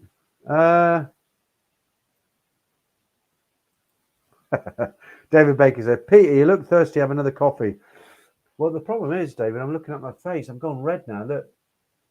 Yeah. Okay. What's the time now? God, 2.5 hours. Ridiculous. I've still got 264 in. I haven't got anything else to show you. No other stories. So let's see what you're all saying. Go through this, see if anyone's actually leaving comments that I need to read out.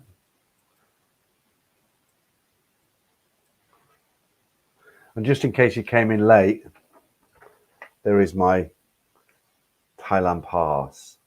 So I'm good to go. All right. So proud of myself. I got the Thailand pass. I feel like when I got the Thailand pass, I feel like I'd won a trophy, you know, like I'd climbed a mountain or something. I got the Thailand pass. I've done really well. All right. There's a lot of private conversations going on here. Right. Taxi Live says, Pete, I'm like you, can't sleep on the plane. Traveling is the hardest part. No, if I just go on the plane totally, so I sound like a right alcoholic because I'm drinking beer. I've got my little coffee cup here. And I'm really not, guys, because I drive for a living, you know, part-time. But there's certain situations I just think alcohol does help the situation. And when you're going on to an 11-hour flight, if you have a few beers, obviously it's going to make you tired and you woke up early. When you get on that flight, I've gone to sleep on a flight going out to Thailand, a night flight. I've been asleep for 9 hours and I get to Thailand at 3:30 in the afternoon. And it's great because, of course, you're really tired, even though you had 9 hours sleep. But can you imagine being awake and you arrive without any sleep? You just couldn't do anything. Right. Is that Oh No P? How long did it take to get the Thailand pass? Look, I'll hold my hands up, guys. I'll be honest with you. I got mine in at 24 hours. And the reason I got it is because a girl I know in Bangkok helped me do it. She booked the hotel for me. Okay. I took advantage of certain things I know. So a girl I know, not a bar girl, just a girl, she's a businesswoman. I know her, right? She's a friend. I said to her, I'm considering coming to Thailand, but the Thailand pass thing is quite difficult, blah, blah, blah. She says, look, I'll tell you what, send your documents to me. I'll do it for you. I can't tell you who she is because she's not, I just can't tell you who she is. But I sent my documents to her. She applied for it. And within 24 hours, I got it. Right? Because she said to me, look, if it's for some reason you don't get it, I'll phone them and I'll say, where's this Thailand pass? So really, I kind of cheated a little bit, but I didn't mind because I got it within 24 hours. So she sent me an email and she said, I've applied for your Thailand pass. This was at 3 o'clock my time in the afternoon. And 1 o'clock the following day, she said, oh, here, have you heard anything from the embassy? And I looked and yeah, it was there. So, right. Wolves View, thanks for that comment. Okay, Mac Tai, I find that a eye mask helps me sleep better, blocks out the light of the TV on the plane. Do you know what really, really irritates me? Here we go again, right? Do you know what really irritates me on a night flight when I go out to Thailand? Do you know what really, really, really pisses me off? And it does. There's not much, you know, I've been around for a long time. There's not a lot that gets to me, but it was something that really pisses me off, right? So you're on a night flight, you're trying to sleep. I don't like wearing the thing over the eyes because I just find it irritating, right? So you're there like this, you know, and you're dropping off, you know, nice sleep. And somebody's going to Thailand for the first time and they're sitting over there. I'm on the window seat here and someone's on the window seat there. And it's like 5 a.m. And so what do? They open that white screen and the inside gets flooded with light. And they're there sitting, looking out the window and you're like, oh, just close it. And then you're praying that one of the staff, you know, one of the hostesses will come along and say, look, you need to close it because it's night flight, blah, blah, blah. And they don't. And this, you know, the plane sort of turns a little bit and this bright sunshine kind of come and it's awful. Absolutely awful. That's a personal hate. Okay. So I'm just having a gripe. Okay. Always good movies on the flights. It's really weird for me. If I take a book, I got some good books today. I don't know what it is with me. If I sit there like this on the flight, I'm wide awake, 100% wide awake. I think I'll read a book or I'll read it. So I read the book and I start like, oh, I need to sleep now. I put the book away and then I'm awake again. Same with the movies. If I watch a movie, I think, oh, I'll have a sleep and watch this later. Turn the movie off and I'm wide awake again. Horrible. Whereas I have trouble sleeping on flights too. The thing is, it's such a long flight, isn't it? I don't know. Well, younger guys, I guess. You get younger guys, they go from the north of England, they go through the Middle East, 6 hours in the Middle East or something, 20 hours to travel. If I did that, I couldn't do it anymore. Yeah, well, I have done.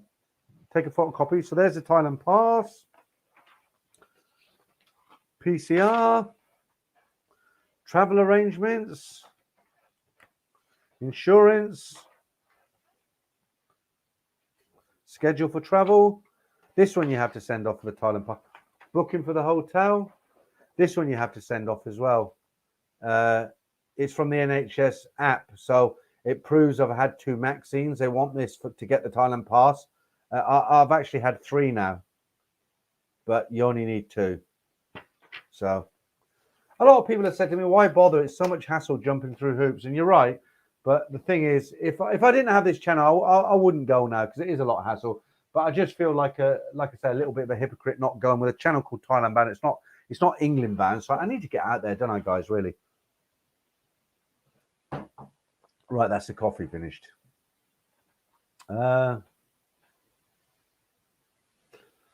Okay, guys, I think I'm going to knock it on the head now. All right, so let's summarize for the end of the stream now. Monday night, 10 o'clock, Ed Sweeney. I'll be on there as a guest about 20 past 10. We'll be having a drink, having a good time. I don't know what Ed's got planned. I hope it's going to be fun. As always, thanks to you guys for joining me tonight. I ramble on. I don't know why you hang around. But thank you anyway. I appreciate it. And tomorrow morning, there's 3 great stories again. I hope you'll look out for them. But I think that's me done, guys. And I'll see you all next Friday. Thank you.